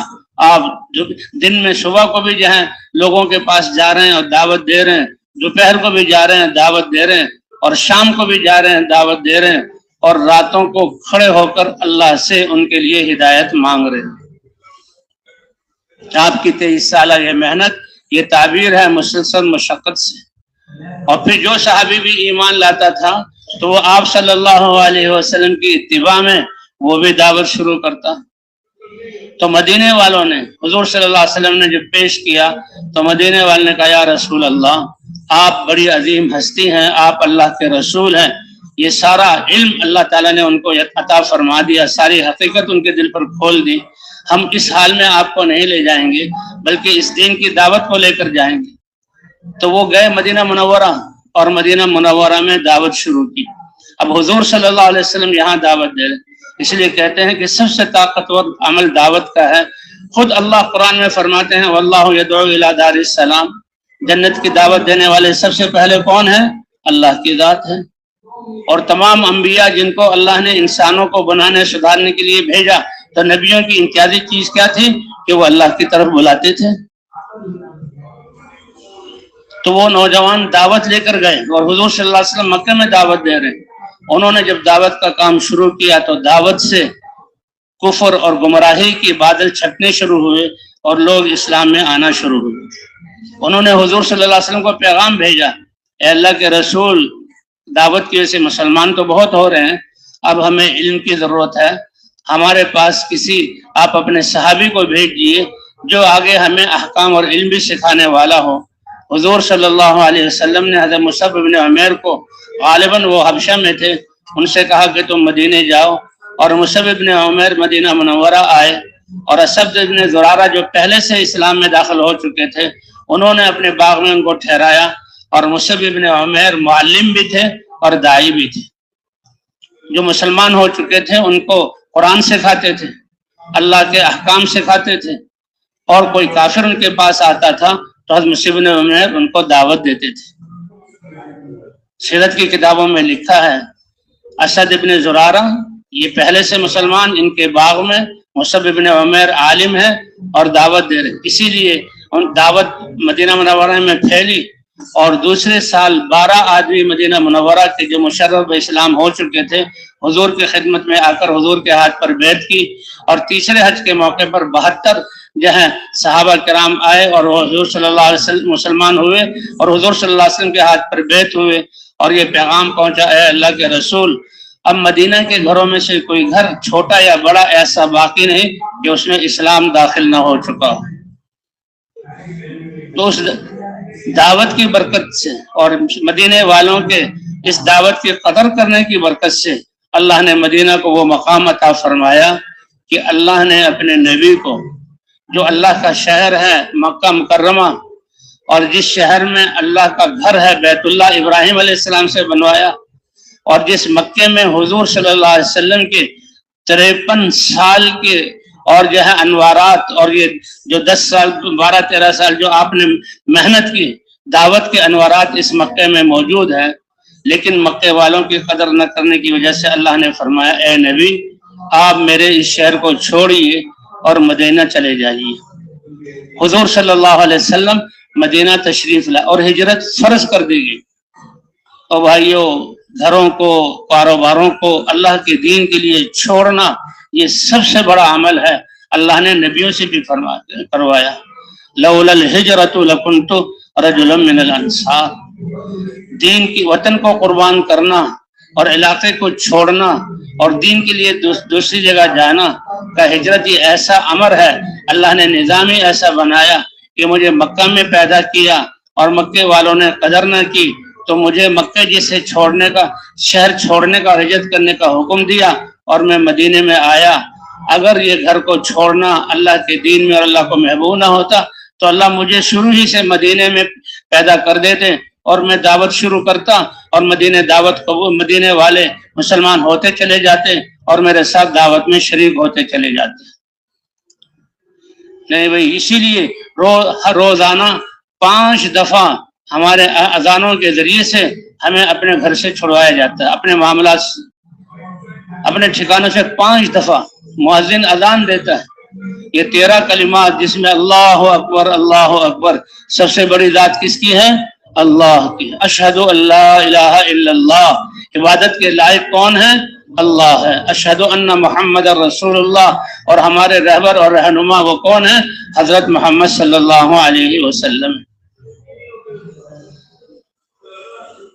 تو دین کے لیے قربانی کرنا یہ مقصود ہے اور مطلوب ہے۔ صحابہ کے، انبیاء کرام اور صحابہ کے، افحسبتم ان تدخلوا الجنة ولما يأتكم مثل الذين خلوا من قبلكم مستهم البأساء والضراء وزلزلوا حتى يقول الرسول والذين معه متى نصر الله۔ اس دین کی محنت میں تو بڑے بڑے میدان آتے ہیں قربانیوں کے، اور ایسی تکلیفیں کہ نبی بھی پکار اٹھتے ہیں کہ اللہ کی مدد کب ہوگی۔ اللہ فرماتے ہیں اس کام کے ساتھ میری مدد ہے، الا ان نصر اللہ قریب، اللہ کی مدد تمہارے ساتھ ہے۔ تو اس امت کو اللہ تعالیٰ نے خیر امت قرار دیا، اور جو ذمہ داری نبیوں کی ہوتی تھی وہ ذمہ داری اللہ نے ختم نبوت کی وجہ سے عطا فرمائی۔ اور پہلے انبیاء کا دائرہ نبوت تو محدود ہے، زمانہ بھی محدود ہے، قوم بھی ایک ہے، علاقہ بھی تھوڑا سا ہے، اور حضرت محمد صلی اللہ علیہ وسلم تو سارے انسانوں کے، قیامت تک آنے والے زمانوں کے نبی ہیں۔ آپ سید الانبیاء ہیں، خاتم النبیین ہیں، عالمی نبی ہیں، آپ کی کتاب بھی عالمی، آپ کا دین بھی عالمی، اللہ نے ہمیں بھی عالمی امت بنایا ہے۔ کتنا بڑا شرف ہے، کتنا بڑا اعزاز ہے اللہ کی طرف سے۔ بقول علماء کے کہ موسیٰ علیہ السلام نے اپنے بھائی کے لیے اس حال میں جبکہ اللہ نے ہم کلامی کی اور عصا کا معجزہ عطا فرمایا اور کہا فرعون کی طرف جاؤ، تو موسیٰ علیہ السلام نے یہ چاہا کہ میرے بھائی ہارون کو بھی رسالت والی ذمہ داری دے کر میرے ساتھ شریک کیا جائے، کہ موسیٰ علیہ السلام وہ نبی ہیں کہ جنہوں نے اپنے بھائی یہ ہے ہارون علیہ السلام کے لیے وہ دعا کی کہ کسی اور نبی نے بھی کسی کے لیے دعا نہیں کی، اے اللہ اس دعوت والے کام میں میرے بھائی کو میرے ساتھ شریک کر دیں۔ آپ نے مجھے کہا اذهب الى فرعون، تم اکیلے جاؤ فرعون کی طرف میرا پیغام لے کر، اے اللہ آپ یہ کہہ دیں اے موسیٰ تم اور تمہارے بھائی یہ دونوں جاؤ۔ موسیٰ علیہ السلام اس اللہ کی طرف سے یہ خاص عنایتیں ہیں اور اللہ کا قرب ہے، اس وقت دعا کرتے ہیں، اللہ نے فرمایا اے موسیٰ تمہاری دعا کو میں نے قبول کیا، لیکن یہ اتنی بڑی دعا ہے کہ اس کے لیے اللہ نے شروع سے جو احسانات تھے وہ گنوائے۔ اے موسیٰ تم جانتے ہو کہ تمہاری پیدائش کے وقت حالات کیا تھے، تمہاری قوم پر کیا کڑا امتحان آیا تھا، تمہارے ماؤں کی گودوں سے بچوں کو لے کر ذبح کیا جا رہا تھا اور بچیوں کو پالا جا رہا تھا کہ یہ ہمارے گھر کی نوکرانیاں ہوں گی، حالانکہ یہ انبیاء کی اولاد، اور اس وقت تم پیدا ہوئی اور ہم نے تمہارے ماں کو وحی کے ذریعے حکم دیا کہ صندوق میں بند کر کے تمہیں دریا میں چھوڑ دے۔ اب صندوق میں بند کرنا یہ ظاہری طور پر یہ موت ہے، اور پھر دریا میں چھوڑنا دوسری موت ہے۔ ہم نے اپنے حکم سے تمہیں فرعون کے گھر پہنچایا، فرعون سے وہ جو ہے صندوق کھلوایا، اور اس کی زبان سے کہلوایا ہے یہ ہے وہ بچہ، اور پھر بھی ہم نے فرعون کے خزانوں سے خرچ کروا کے تمہاری پرورش کی۔ تو کرنے والی ذات کس کی ہے؟ اللہ کی۔ یہ احسانات کیوں گنوا رہے ہیں کہ موسیٰ علیہ السلام نے یہ دعا کی تھی کہ اے اللہ میرے بھائی کو اس دعوت والے کام میں میرے ساتھ شریک کر دیں، ان کو بھی رسول بنا دیں۔ علماء دوسری طرف فرماتے ہیں کہ حضرت سلیمان علیہ السلام ان کے پاس کہیں سے گھوڑے آئے جو جہاد میں کام آتے، وہ گھوڑے بہت خوبصورت تھے، ان کی دیکھ بھال میں حضرت سلیمان علیہ السلام لگے تو اس وقت کا فریضہ عبادت تھوڑی سی تاخیر ہو گئی۔ سلیمان علیہ السلام کو احساس ہوا تو روئے اللہ کے سامنے۔ اللہ کو وہ رونا اتنا پسند آیا، اللہ نے فرمایا اے سلیمان مانگو کیا مانگتے ہو؟ فرمایا عرض کیا اے اللہ مجھے ایسی بادشاہت عطا فرما دے جو میرے بعد کسی کو نہ ملے۔ تو اللہ نے فرمایا اے سلیمان ہوا پر تمہیں پوری بادشاہت دی، ہوا تمہاری بات مانے گی، اور دنیا کا بادشاہ تمہیں بنایا، اور سارے جنات پر میں نے تمہیں جو ہے بادشاہت کا، اور جانوروں کی بولی میں تمہیں سکھاتا ہوں، اور کوئی احسان نہیں جتلایا۔ علماء فرماتے ہیں کہ حضرت موسیٰ علیہ السلام نے اپنے بھائی کے لیے جب یہ دعوت والے کام کی ذمہ داری اور رسالت کا منصب مانگا تو اللہ نے کون صفحہ قرآن کا اپنے احسانات جتلائے، اور سلیمان علیہ السلام ایسی بادشاہت مانگ رہے ہیں، پوری دنیا کی بادشاہت، جس کے جواب میں دنیا کی بادشاہت بھی مل رہی ہے، اور ہواؤں پر بادشاہت اور سارے جنات پر، اور اللہ نے ایک احسان نہیں جتلایا۔ کیونکہ دعوت والا کام یہ بہت اونچا والا کام ہے۔ قربان جائے اللہ کی اس رحمت کے کہ ہمیں اس دعوت کے کام سے نوازنے کے لیے اللہ اپنے نبی کو فرما رہے ہیں قُلْ هَذِهِ سَبِيلِي أَدْعُو إِلَى اللَّهِ عَلَى بَصِيرَةٍ أَنَا وَمَنِ اتَّبَعَنِي وَسُبْحَانَ اللَّهِ وَمَا أَنَا مِنَ الْمُشْرِكِينَ۔ اللہ حکم دے رہے ہیں یہ پیارے نبی آپ کہہ دیجئے یہ ہے میری زندگی کا مقصد اور راستہ۔ اس محنت کو راستے سے تعبیر کیا کیونکہ راستے کا لفظ بتلاتا ہے مسلسل جد و جہد اور چلنے کو۔ راستے میں آدمی جو ہے وہ ٹھکانہ نہیں بناتا، گھر نہیں بناتا، رہائش اختیار نہیں کرتا، کیونکہ سفر سے آ رہا ہے اور منزل تک جانا ہے۔ یہ بیچ کا فاصلہ اس کو راستہ کہتے ہیں۔ ہاں تھوڑا سا آرام کرنے کے لیے، سانس برابر کرنے کے لیے کسی سائیدار درخت میں بیٹھ جاتا ہے، کھانا پینا کھانے کے لیے پھر چلتا ہے۔ فرمایا میرا راستہ کیا ہے؟ ادعو الی اللہ علی بصیرۃ، بصیرت اور سمجھ بوجھ کے ساتھ میں اللہ کی طرف بلاتا ہوں۔ ومن اتبعنی، اور کس اعزاز کے ساتھ اللہ نے اس امت کے ہر فرد کو، مرد اور عورت کو، کہ جو بھی لا الہ الا اللہ محمد رسول اللہ کا اقرار کر لے یہ اس کا بھی فریضہ اور اس کی بھی زندگی کا مقصد ہے۔ تو بھئی اللہ تعالیٰ نے ہمیں یہ کلمہ ایمان بھی عطا فرمایا، یہ نماز جیسی عبادت عطا فرمائی، اللہ نے علم اتارا ہے، اللہ کا جتنے بھی شعبے ہیں، اور جسم کا استعمال وہ جہالت پر نہ ہو، اللہ کے حکم اور حضرت محمد صلی اللہ علیہ وسلم کے طریقے پر، اور پھر فضائل والا علم کہ شوق کے ساتھ۔ اس لیے فرمایا کہ من صام ایمانا و احتسابا، اللہ کی ذات پر یقین رکھتے ہوئے کہ اس روزے کے حکم سے اللہ ہمیں پالیں گے، اور یعنی اللہ سے ثواب کی امید رکھتے ہوئے کہ جتنے فضائل روزے پر آئے ہیں وہ اللہ ہمیں دیں گے۔ اس لیے فرمایا لا اجر لمن لا حسبۃ لہ، جو آدمی اللہ کا حکم ادا کرتے ہوئے اس کے دل میں شوق اور جو اللہ نے ثواب اور اجر رکھا ہو وہ اس کے سامنے نہ ہو تو اللہ فرماتے ہیں میں اس کو کیا اجر دوں۔ اس لیے بھائی اللہ نے یہ فضائل کا علم بھی عطا فرمایا، فضائل کا علم بھی عطا فرمایا۔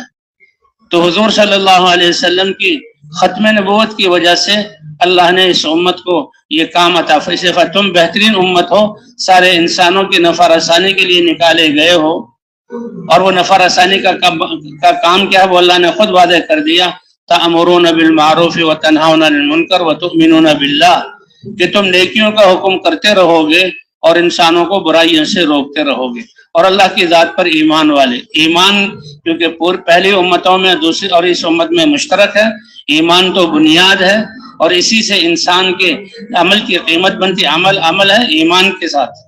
من عمل صالحا من ذکر او انثى وهو مؤمن، کہ ایمان کی حالت میں مرد یا عورت ہو، ایمان کی حالت میں عمل کرے گا تو وہ نیکی بنے گا، وہ اعمال بنے گا۔ اور جس کا یہ کافر ہے اللہ کی ذات پر ایمان نہیں ہے، اللہ کی وحدانیت پر یقین نہیں ہے، یہ کچھ بھلائیاں کرتے ہیں، اللہ فرماتے ہیں ان کی بھلائیوں کا بدلہ میں دنیا ہی میں دیتا ہوں۔ نہ آخرت کو وہ نہ مانتے ہیں، نہ آخرت میں ان کا کچھ ہے، وہ تو دنیا ہی میں ان کی اسی لیے ایک قصہ آتا ہے کہ فرشتوں کی دو جماعتوں کو اللہ نے دنیا میں کسی کام کو سر انجام دینے کے لیے بھیجا۔ ان فرشتوں کی ملاقات فضاؤں میں ہوئی، ایک دوسرے سے پوچھا اور ایک بڑی عجیب بات سامنے آئی۔ ایک نے کہا کہ اللہ نے ہمیں اپنے ایک نیک بندے کے پاس بھیجا تھا جس کا زندگی کا آخری وقت تھا، آخری سانس تھے، اور اس کو پیاس لگی تھی اور اس کے گھر میں پانی تھا۔ اس نے اپنے کسی خادم یا متعلق کو کہا پانی لا دو۔ اللہ نے مجھے حکم دیا کہ مٹکے تک وہ آدمی پہنچے اور مٹکے سے گلاس میں پانی لے، اس کے مٹکے کو توڑ دو تاکہ پانی سارا بہہ جائے۔ اور اس زمانے میں پانی کا حاصل کرنا اتنا آسان نہیں تھا۔ تو فرشتے نے کہا ہم نے وہ مٹکا توڑ دیا، اور ایمان والا جو اللہ کا محبوب ہے اس کے حلق تک پانی نہ پہنچ سکا، اس طرح اس کی موت آ گئی۔ اچھا، دوسری جماعت کہاں سے آئی کہ ایک کافر تھا اور اللہ کا نافرمان تھا، اس کی زندگی کا بھی آخری وقت تھا، آخری لمحات تھے۔ آخری لمحات میں اس کی چاہت یہ ہوئی کہ مجھے بھنی ہوئی مچھلی چاہیے، اور اس نے اپنے خادموں کو، اپنے نوکروں کو حکم دیا کہ میرے تالاب سے مچھلی شکار کرو، اور اس کے تالاب میں مچھلی نہیں ہے۔ انہوں نے جال ڈال دیے۔ اللہ نے حکم دیا فرشتوں کو، جماعت کو، سمندر سے مچھلی لو اور اس کے تالاب میں ڈال دو، اور وہ مچھلی شکار ہو جائے، اور وہ مچھلی اس کے ہاتھ میں آئے اور اس کو جہاں کاٹا جائے اور بھونا جائے، اور یہ مچھلی کی جو اس کو چاہت ہے چٹپٹا کھانا وہ اس کو حاصل ہو جائے، پھر اس کی روح کو قبض کر لو۔ اب یہ عجیب بات، اے اللہ، ایمان والے کے ساتھ تیرا یہ معاملہ، اور ایک کافر کے ساتھ جو تیری ذات پر ایمان نہیں رکھتا اس کے ساتھ یہ معاملہ۔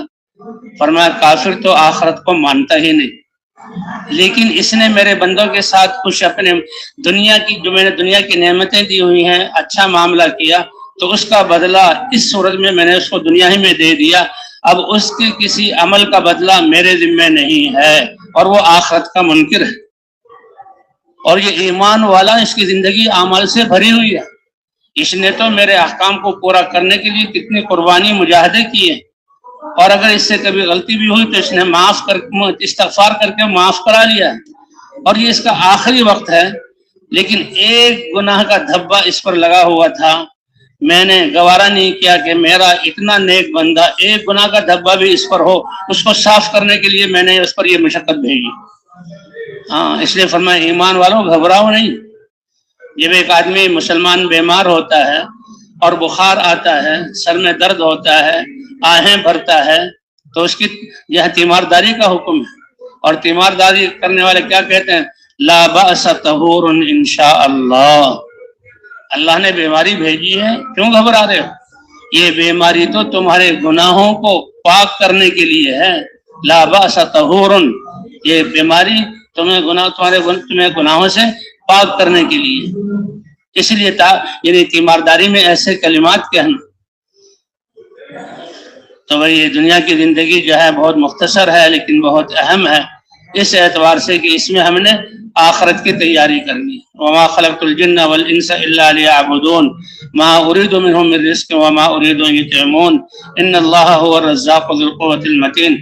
سارے بندوبست کرنے والی ذات کس کی ہے؟ اللہ کی ہے۔ تو ہمیں تو حضور صلی اللہ علیہ وسلم کی امت میں جو ہے پیدا فرما کر اللہ نے یعنی حضور صلی اللہ علیہ وسلم والی محنت کا بھی جو ہے مکلف بنایا ہے۔ قل هذه وانه لذکر لک ولقومک وسوف تسألون، کہ یہ قرآن نصیحت ہے، اس میں ذمہ داری کا ذکر ہے، اور جیسے پہلے نبیوں سے پوچھا جائے گا تو اس طرح قیامت میں تم سے بھی پوچھا جائے گا۔ اے امت محمدیہ، تمہیں ہم نے خاتم النبیین کی امت بنا کر پورے عالم کی ذمہ داری دی تھی، کیا اس ذمہ داری کو تم نے ادا کیا؟ تو بھئی اللہ کا شکر ادا کرنا چاہیے کہ اللہ تعالیٰ نے ہمیں اپنے راستے میں اس محنت کو سیکھنے کے لیے نکلنے کی توفیق عطا فرمائی، اور پھر رمضان شریف کے مہینے میں یہ توفیق عطا فرمائی۔ رمضان شریف کا مہینہ یہ تو برکتوں اور رحمتوں اور مغفرتوں والا مہینہ ہے۔ اس مہینے کو خاص دخل ہے یہ ہے اس دعوت والی محنت کے ساتھ۔ کہ شہر رمضان الذی انزل فیہ القرآن، یہ رمضان کا مہینہ وہ ہے کہ جس میں قرآن شریف کو لوح محفوظ سے آسمان دنیا کی طرف اتارا گیا، اور اس رمضان شریف میں ایک رات اللہ نے وہ عطا فرمائی جو 1000 مہینوں سے بہتر ہے، کہ حضور صلی اللہ علیہ وسلم کے سامنے اور صحابہ کے سامنے واقعات آئے کہ پہلی امتوں کی اتنی عمریں تھی کہ وہ 80 سال میدان جہاد میں گزار دیتے تھے اور عبادت میں گزار دیتے تھے۔ اس امت کی عمریں ہی 60-70 کے درمیان ہے، بہت کم آگے بڑھیں گے۔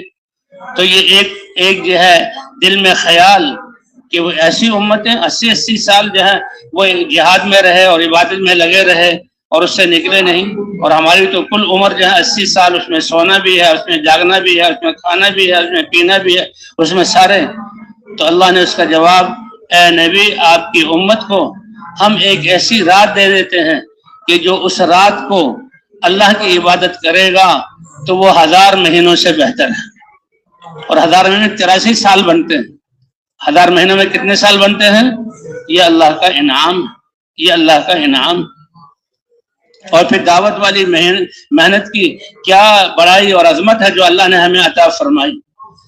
فرمایا ایک مسلمان رمضان شریف کا مہینہ اور 27ویں رات اور اس کو موقع ملے بیت اللہ میں جو ہے حاضری کا، اور وہ رات لیلۃ القدر کی ہو، بیت اللہ کے سامنے، حجر اسود کے سامنے ساری رات وہ اللہ سے کی عبادت کرے اور اللہ سے مانگے، کتنی بڑی بات ہے، کتنی بڑی بات ہے۔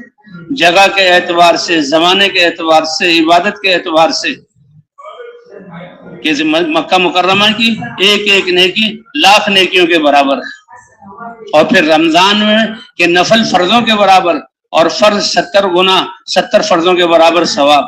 فرمایا یہ ساری فضیلتیں حاصل ہیں، لیکن ایک وہ نوجوان جو میدان جہاد میں سرحدوں کی حفاظت کرتے ہوئے اور اللہ کے کلمے کو بلند کرتے ہوئے میدان میں کھڑا ہے اور سرحد کی حفاظت کر رہا ہے، فرمایا اس کا ایک گھڑی کا وہاں کھڑا ہونا اس عبادت سے کہیں زیادہ افضل ہے۔ کیوں؟ اس لیے کہ اس کا کھڑا ہونا وہ تو پورے انسانوں کو اللہ کی طرف لانا۔ تو بھئی اللہ تعالیٰ نے ہمیں یہ روزہ اس لیے دے گا تم میں تقوی حاصل ہو، اور ہماری محنت پورے مسلمانوں کے اس لیے ہے کہ سارے دنیا کے مسلمان تقوی والی اللہ کی پسندیدہ زندگی والے ہو جائیں، اور تقوی والے بن کر پھر ساری انسانیت کو اللہ کی طرف بلائیں۔ جیسے صحابہ کرام رضوان اللہ علیہم اجمعین، یعنی حضور صلی اللہ علیہ وسلم 10 سال مدینہ منورہ میں ٹھہرے، مہاجرین اپنا سب کچھ قربان کر کے مدینے میں آئے، انصار مدینے کے پاس بھی چھوٹے چھوٹے جو ہیں باغات کی شکلیں تھی، اس سے اس کا گزارا نہیں چلتا تھا، لیکن اس 10 سال میں حضور صلی اللہ علیہ وسلم نے صحابہ کو جبکہ انصار پر مہاجرین کا بوجھ بھی آ گیا ہے، اور انصار مدینہ کے ذمے تھا کہ جو وفود باہر سے مدینے میں دین سیکھنے کے لیے آتے ہیں ان پر بھی خرچ کریں، لیکن حضور صلی اللہ علیہ وسلم نے ان کو کمائیوں میں لگنے نہیں دیا۔ اس 10 سال کے اندر 80 سفر پر اتفاق ہے کہ حضور نے صحابہ کرام کو سفر کروایا۔ صحابہ کرام کو جب سفر کا حکم ہوتا تھا تو گھروں میں آگ نہیں جلتی تھی کہ پکانے کی کوئی چیز نہیں، گھروں میں راتوں کو چراغ ایک دیے کی روشنی بھی میسر نہیں تھی کہ یعنی تیل خریدنے کے پیسے نہیں، لیکن جب ان کو کہا جاتا انفرو، نکلو اللہ کے راستے میں، تو صحابہ کرام جو کچھ گھر میں ہے لے کر اللہ کے راستے میں نکل جاتے تھے، اور جانوں کو ہتھیلیوں پر رکھ کر۔ اللہ قرآن پاک میں گواہی دیتے ہیں کہ وہ جانوں کو لے کر نکلتے تھے کہ یہ جانیں اللہ کے راستے میں قربان ہو جائیں۔ من المؤمنین رجال صدقوا ما عاهدوا الله علیہ فمنهم من قضى نحبه، جانیں دے دی، ومنهم من ينتظر، اور جن کی باقی ہے وہ کہتے ہیں ہمیں بھی دوبارہ موقع کب آئے گا کہ ہمارے جانیں بھی اللہ کے راستے میں چلی جائیں گی، کیونکہ وہ سب سے قیمتی چیز انسان کے پاس اس کی جان ہے۔ تو بھئی اللہ تعالیٰ نے ہمیں اس موقع اس زمانے میں یہ دین کی محنت اور اللہ کے راستے میں نکلنے کی توفیق عطا فرمائی، اللہ اس کے قدردانی کی توفیق عطا فرمائے، اور رمضان شریف کا مہینہ عطا فرمایا کہ جس مہینے کو اس محنت کے ساتھ خاص دخل ہے کہ فتح مکہ ہوا رمضان شریف کے مہینے میں، غزوہ بدر ہوا رمضان شریف کے مہینے میں، اور آج ہم اللہ کے راستے میں نکلے ہوئے ہیں، تو بھائی اللہ سے سب سے پہلے تو اے اللہ ہماری جو پچھلی زندگی جو ہم نے دنیا کے بنانے میں گزاری اور اپنی صلاحیتوں کو اس میں لگایا، اے اللہ یہ ہم نے اپنی جانوں پر ظلم کیا، ہمارے اس ظلم کو معاف فرما دے۔ تو بھائی مانگیں گے اللہ سے معافی، اور آئندہ کی زندگی کتنے سانس باقی ہیں اس میں ہم عزم کریں کہ آئندہ کی زندگی میں، پھر یہ رمضان شریف کا مہینہ ہے، اے اللہ زندگی کا ہر لمحہ اور ہماری جسمانی اور مالی ہر صلاحیت تیرے کلمے کو بلند کرنے میں لگے گی۔ ہم جتنا لگائیں گے آپ اس سے زیادہ ہمیں عطا فرمائیں گے، ہم جتنا لگائیں گے آپ اس سے زیادہ ہمیں عطا فرمائیں گے۔ تو بھائی اس لیے یہ اللہ تعالیٰ کی مہربانی، اللہ تعالیٰ نے حضرت عیسیٰ علیہ السلام پر وہی بھیجی، اے عیسیٰ تمہارے بعد ایک امت آئے گی، اور وہ ایمان کی وجہ سے ان کی کیفیت کیا ہوگی، ہر لمحہ ان کا قیمتی ہوگا۔ اس لیے حضور صلی اللہ علیہ وسلم رشک کے طور پر، خوشی کے طور پر فرما رہے، اے ایمان والے تو کتنی قسمت والا ہے، تمہارا تو کوئی سانس بھی بے قیمت نہیں ہے۔ تمہارے ایمان کا یہ حال ہے کہ تمہیں خوشی ملے گی، تم ایمان کی بنیاد پر اللہ کی تعریف کرو گے تو وہ تعریف کرنا اللہ کی حمد اس نعمت کے بڑھنے کا سبب بنے گا، اور اگر تم پہ ناگواری آئے گی تو تم صبر کرو گے، اور صبر پر اللہ کی معیت تمہارے ساتھ ہوگی۔ ان اصابتہ سرا فشکر فلہ خیر وان اصابتہ ضرا فصبر فلہ خیر۔ یہ ایمان کی وجہ سے تمہاری زندگی کی قیمت بنی ہے، اور یہ ایمان والے کے علاوہ کسی کی زندگی کی یہ قیمت نہیں ہے۔ تو یہ اللہ کا کتنا بڑا احسان ہے کہ اللہ نے ہمیں زندگی کے ان لمحات کو اپنے رستے میں، جس میں ثواب کروڑوں گنا بڑھ جاتا ہے، لگانے کی توفیق عطا فرمائی، لگانے کی توفیق عطا فرمائی۔ اس لیے عیسیٰ تو حضرت عیسیٰ علیہ السلام، اے اللہ ایسی امت، ایسے ایمان والی، اور پھر اللہ تعالیٰ نے فرمایا ولا علم لہم ولا حلم، اے عیسیٰ ان کے پاس اپنا علم بھی نہیں ہوگا، اپنا حلم بھی نہیں ہوگا۔ عیسیٰ علیہ السلام اس پر اور حیران ہوئے۔ اللہ نے فرمایا بات یہ ہوگی کہ میں اپنے علم میں سے ان کو علم عطا کروں گا، اور اپنے حلم میں سے ان کو حلم عطا کروں گا۔ اور فرمائے بعد والا زمانہ وَسَيَعُودُ كَمَا بَدَأَ فَطُوبَى لِلْغُرَبَاءِ، اے میری امت جب میرا دین اوپرا بن جائے، تمہاری تجارتوں سے میرے دین کے احکام نکل جائیں، تمہارے دفتروں سے میرے دین کے احکام نکل جائیں، تمہارے معاشرت سے میرے لائے ہوئے دین کے احکام اور میری سنتیں نکل جائیں، تمہاری غمیوں اور خوشیوں سے دین کی میری سنتیں اور اللہ کے احکام جو لے کر آیا ہوں دین کے احکام نکل جائیں، اس وقت میں جو اپنے آپ کو بے چین کریں گے اور کہیں گے بھائی گھروں میں بیٹھنے کا وقت نہیں ہے، ہم نے تو اللہ کے راستے میں نکلنا ہے۔ اور جیسے حضور صلی اللہ علیہ وسلم کے سب سے بڑے صحابی حضرت ابوبکر صدیق نے یہ فرمایا تھا کہ دین میں سوئی کے ناکے کے برابر کمی آ جائے اور ابو بکر اپنی زندگی کی حفاظت کرے، ایسا نہیں ہو سکتا، یا یہ کمی پوری ہو جائے گی یا ابو بکر کی گردن جو ہے تن سے جدا ہو کر ابو بکر اپنی زندگی کو فدا کر دے گا۔ تو ابو بکر جیسی ہستی یعنی اتنی قیمتی ان کی زندگی کہ حضرت عمر رضی اللہ تعالیٰ عنہ فرماتے ہیں کہ حضرت ابو بکر صدیق رضی اللہ تعالیٰ عنہ کی وہ 3 راتیں جو ہجرت کے وقت میں غار ثور میں حضور صلی اللہ علیہ وسلم کے ساتھ گزاری، اگر ابو بکر کی ایک رات، یعنی وہ کہتے ہیں ابو بکر کی ایک رات عمر اور عمر کے خاندان کی نیکیوں سے اللہ کے ہاں کہیں زیادہ بہتر ہے۔ یعنی دوسرے طرح اس طرح تعبیر کیا جا سکتا ہے کہ اگر ابو بکر وہ ایک رات کی نیکی دے اور عمر اپنی اور اپنی آل کی ساری نیکی ابو بکر کو دے دے، تب بھی عمر خوش ہوگا کہ یہ سودا سستا ہوا ہے۔ اور حضور صلی اللہ علیہ وسلم کے انتقال کے بعد جیسے آپ کے دنیا میں آنے کی خوشی اور بہت بڑا یعنی یہ کائنات کے لیے ایک جو ہے خوشی کا ذریعہ تھا، تو آپ کا دنیا سے پردہ فرمانے جانا کائنات کے لیے سب سے بڑا سانحہ تھا۔ سارے عرب صحابہ پریشان ہو گئے تھے، حتیٰ کہ بعد جو نئے لوگ تھے وہ تو مرتد بھی ہو گئے تھے، لیکن حضرت ابوبکر صدیق رضی اللہ تعالیٰ عنہ نے سنبھالا، حضرت اسامہ کے لشکر کو بھی روانہ کیا، اور باقی جتنے بچ گئے تھے سب کو کہا اللہ کے راستے میں نکلو، اور خود بھی ابوبکر نکلے۔ حضرت عمر جیسے روک رہے تھے، اے ابو بکر یا تو اسامہ کے لشکر کو روک لو، اگر روکتے نہیں تو ان کے امیر کو بدل دو، اور اگر وہ جا رہے ہیں تو باقی کو یہاں مدینے میں رکھو۔ روم بھی جو ہے وہ یہ کیا کہتے ہیں اللہ کا نبی چلا گیا، اللہ کی مدد ہٹ گئی، ان کو نہیں پتا کہ اللہ کی مدد اللہ کے دین کے ساتھ ہے۔ نبی اپنی امت کو دین دے کر گئے ہیں، تو اس نے تو فوجیں لے آیا تھا روم کے عرب کے بارڈر پر کہ عربوں کو ہم کچل دیں گے، اور ادھر جو ہے کتنے لوگ مرتد ہو گئے تھے۔ لیکن حضرت اے عمر، اے ابو بکر، اب باقی جو صحابہ ہیں ان کو جو ہے اللہ کے راستے میں نکالنے کی گنجائش نہیں۔ ہماری دو طاقتیں نہیں ہیں کہ ہم روم سے بھی جہاں بھڑ جائیں، اور قبائل کے مقابلے میں حضرت ابو بکر نے فرمایا جان جا سکتی ہے لیکن اللہ کے راستے میں نکلنے کو مؤخر نہیں کر سکتا، اور نکالا ہم۔ اس لیے فرماتے تھے کہ اس دن جو حضرت ابو بکر نے اب پوری جو ہے صحابہ کو اللہ کے راستے میں نکالا، وہ ایک دن آل عمر کی ساری نیکیوں سے زیادہ قیمتی ہے۔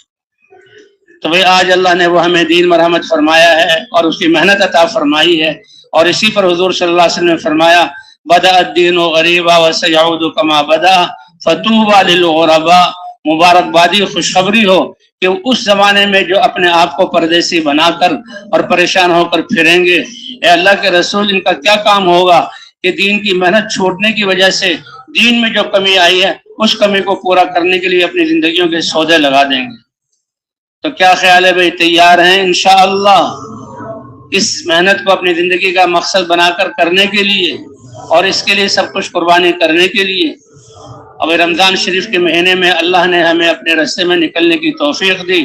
رمضان شریف کے مہینے کو اس محنت کے ساتھ خاص تعلق ہے۔ قرآن پاک بھی رمضان میں نازل ہوا، اور بدر کا وہ واقعہ جس میں اللہ نے اس حق کو ظاہر کیا، وہ واقعہ بھی جو ہے رمضان شریف کے مہینے کہ جب بدر میں فتح ہو گئی، اور اس فتح کی خوشخبری دینے کے لیے اچھا منافقین اور یہود وہ خوش ہو رہے تھے کہ دیکھو حضور صلی اللہ علیہ وسلم تو اپنے 313 صحابہ کو لے کر سفیان کے لشکر کو روکنے کے لیے نکلے تھے کہ وہ اسلام کے خلاف ہتھیار لے جا رہے ہیں اور کل کو وہ اسلام کے خلاف استعمال ہوگا، حق تھا سیاسی اعتبار سے، لیکن ان کا مقابلہ تو بدریوں وہ جو ہے مکے کے 1000 جو ہے جنگجوؤں سے ہو گیا۔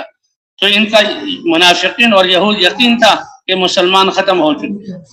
سب سے پہلے جو خوشخبری لے کر آئے اور نے کہا کہ اے مدینے والوں سن لو، اللہ تعالیٰ نے حضور صلی اللہ علیہ وسلم اور صحابہ کو فتح عطا فرما دی۔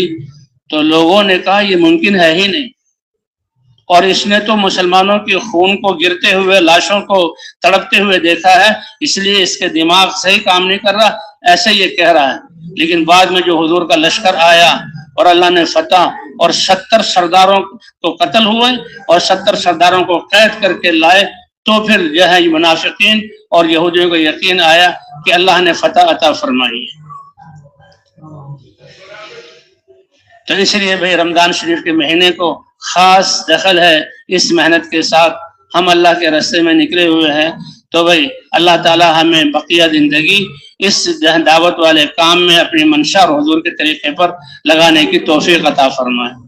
اس لیے کہتے ہیں کہ جماعت جو اپنے گھروں کو جا رہے ہیں تو وہ اپنے یہاں علاقوں میں یہ اس محنت والے اعمال پر مسلمانوں کو کھڑا کریں، اور جو اللہ کے راستے میں جا رہے ہیں خوب محنت کریں۔ انشاءاللہ جہاں جہاں یہ محنت رمضان شریف میں شروع ہو گئی تو اللہ تعالیٰ اس کو دوام عطا فرمائیں گے۔ تو بھی کریں گے کوشش انشاءاللہ، ہم مانگے اللہ تعالیٰ سے۔ لا الہ الا اللہ الحلیم الکریم، سبحان اللہ رب العرش العظیم، والحمد للہ رب العالمین۔ اللہم انا نسألک موجبات رحمتک وعزائم مغفرتک والغنیمة من كل بر والسلامة من كل إثم، لا تدع لنا ذنبا إلا غفرته ولا هما إلا فرجته ولا دينا إلا قضيته ولا قربا إلا نفسته ولا حاجة من حوائج الدنيا والآخرة وهي لك رضا إلا قضيتها يا أرحم الراحمين۔ اللهم إنا نسألك رضاك والجنة وما قرب إليها من قول وعمل، ونعوذ بك من سخطك والنار وما قرب إليها من قول وعمل۔ اللهم إننا ضعفاء فقوي في رضاك ضعفنا وخذ إلى الخير بنواسينا۔ اللهم إن قلوبنا ونواسينا وجوارحنا بيدك، لم تملكنا منها شيئا وإذا فعلت ذلك بنا فكن أنت ولينا واهدنا إلى سواء السبيل واهدنا إلى سواء السبيل واهدنا إلى سواء السبيل. اللهم إنا نسألك الهدى والتقى والعفاف والغنى ومن العمل ما ترضى. اللهم إنا نسألك إيمانا كاملا ولسانا صادقا شاكرا وذاكرا وعملا متقبلا وشفاء من كل داء يا أرحم الراحمين. يا مصرف القلوب صرف قلوبنا إلى دينك ويا مقلب القلوب ثبت قلوبنا على طاعتك. يا حي يا قيوم برحمتك نستغيث أصلح لنا شأننا كله ولا تكلنا إلى أنفسنا طرفة عين. إن تكلنا إلى أنفسنا تكلنا إلى ضعف وعورة وذنب وخطيئة ولا نثق إلا برحمتك يا أرحم الراحمين. ربنا آتنا في الدنيا حسنة وفي الآخرة حسنة وقنا عذاب النار. اللهم إنك عفو كريم تحب العفو فاعف عنا يا كريم. اللهم إنك عفو كريم تحب العفو فاعف عنا يا كريم. اللهم إنا نسألك إيمانا كاملا ولسانا صادقا وعملا متقبلا وشفاء من كل داء يا أرحم الراحمين. اللهم واقية كواقية الوليد وتثبيتا كتثبيت موسى عليه السلام ونصرا كنصر نبينا محمد صلى الله عليه وسلم. اللهم انصر الإسلام والمسلمين. اللهم أعز الإسلام والمسلمين. اللهم أخرج اليهودية والنصرانية من قلوبنا المسلمين. اللهم أخرج اليهود والنصارى من جزيرة حبيبك محمد صلى الله عليه وسلم. اللهم إن قلوبنا ونواسينا وجوارحنا بيدك لم تملكنا منها شيئا وإذا فعلت ذلك بنا فكن أنت ولينا واهدنا إلى سواء السبيل واهدنا إلى سواء السبيل واهدنا إلى سواء السبيل. ربنا ظلمنا أنفسنا وإن لم تغفر لنا وترحمنا لنكونن من الخاسرين. يا حي يا قيوم برحمتك نستغيث.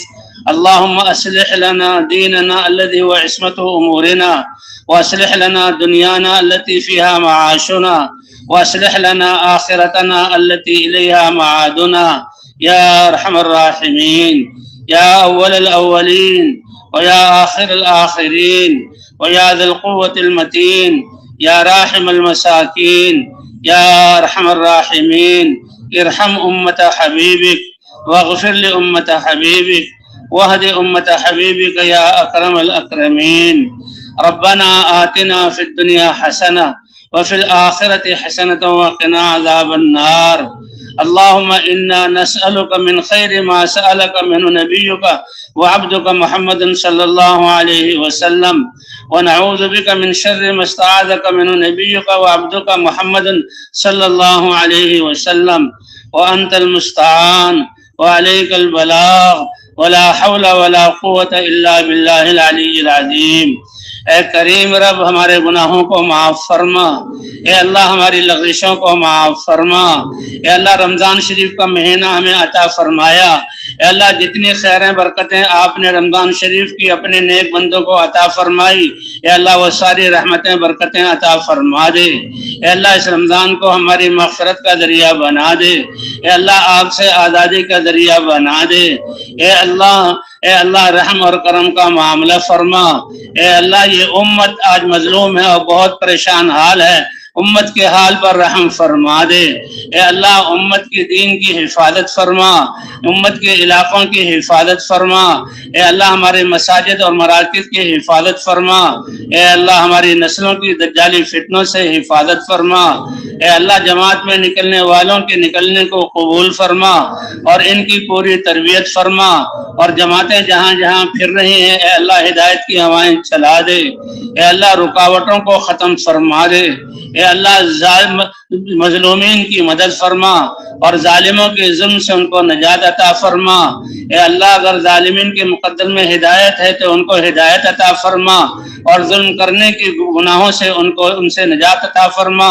اے اللہ اگر مقدر میں ہدایت نہیں اے اللہ چن چن کر ان کو ہلاک فرما دے، اے اللہ اپنے عذاب کا کوڑا برسا دے، اے اللہ اپنے نبی کی اس کمزور امت کو ان کے شر سے بچا لے، اے اللہ ہمارے جوانوں کی اور ہم امت مسلمہ کی دجالی فتنوں سے حفاظت فرما، اے اللہ جو تیرے راستے میں نکلے ہوئے ان کے نکلنے کو قبول فرما، اے اللہ صحابہ والا یقین اور ایمان ہمیں عطا فرما دے، اے اللہ ہماری نمازوں میں خشوع خضوع عطا فرما دے، اے اللہ جو علم اتارا ہے آپ نے کتاب میں، ہماری فضائیں بازار ہمارے کھیت ان سے خالی ہیں، اے اللہ جیسے آپ ہوا کو ہر جگہ پہنچاتا ہے، اے اللہ تمام شعبوں میں اپنے دین کے احکام کو زندہ فرما دے، اے اللہ تمام شعبوں میں حضور صلی اللہ علیہ وسلم کی سنتوں کو زندہ فرما دے، اے اللہ جو دنیا سے جا چکے ہیں ان کی قبروں کو جنت کا باغ بنا، اے اللہ جو زندہ ہیں ان کو اپنی رضا والی زندگی عطا فرما، اے اللہ سب کو حضور کی محنت کے لیے قبول فرما،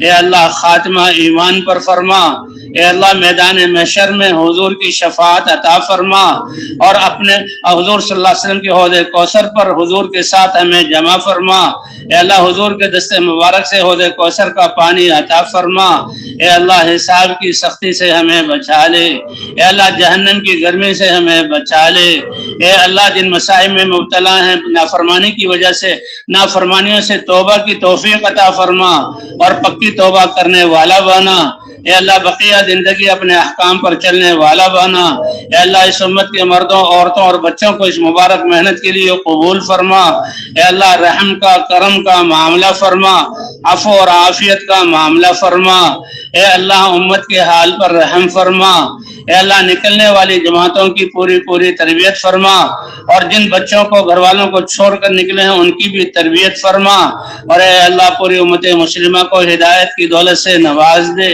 اے اللہ سب کو اس محنت کے لیے قبول فرما لے، اے اللہ بہت سے لوگ رمضان سے پہلے ہی تیرے پاس چلے گئے، آپ نے ہمیں یہ رمضان عطا فرمایا اور آدھا رمضان گزر گیا، اے اللہ جو گزرا ہے اس کی برکتیں بھی ہمیں عطا فرما دے، اور جو رمضان آنے والا ہے وہ ساری خیریں برکتیں ہمیں عطا فرما دے، اے اللہ مسلمانوں کو اس رمضان سے پورا فائدہ اٹھانے والا بنا، اس رمضان کو رحمت برکت اور مغفرت کا ذریعہ بنا، اے اللہ تقوی کے آنے کا ذریعہ بنا، اے اللہ بقیہ زندگی پاکیزہ فرما دے، اے اللہ دین کی محنت کرنے والا بنا دے، ہمارے بیماروں کو شفا عطا فرما، مقروضوں کے قرضوں کی ادائیگی کی صورت پیدا فرما، پریشان حالوں کی پریشانیوں کو دور فرما، اے اللہ آپس کے جھگڑوں کو ختم فرما، نفرتوں کو الفتوں سے بدل دے، اے اللہ رذائل کو خسائل حمیدہ سے مبدل فرما دے، اے اللہ آپ بادل لا کر موسموں کو بدلتے ہیں، سورج نکال کر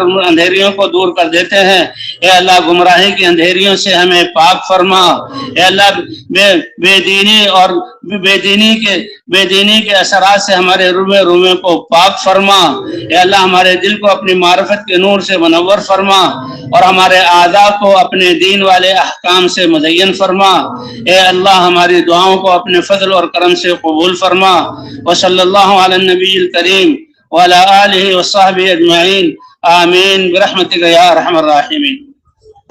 تمام آپ تشریف رکھیں، ضروری اعلانات سن لیں، تشریف رکھیں، جو بھائی کھڑے ہیں تشریف رکھیں، اب گزارش جو بھائی کھڑے ہیں نا قریب والے بھائی ان کو بٹھا دیں، ضروری اعلانات ہیں، ان اعلانات کے بعد مجلس ختم ہوگی انشاءاللہ۔ اب گزارش یہ ہے کہ جو جماعتیں اللہ کے راستے سے کام کر کے آئی ہیں، کارگزاری ہو چکی، تشکیل نہیں ہوئی ہے، 9:30 بجے نیچے 131 نمبر ستون پر تشریف لے جائیں اور اپنی تشکیلیں کرائیں۔ آج جو جماعتیں بنیں گی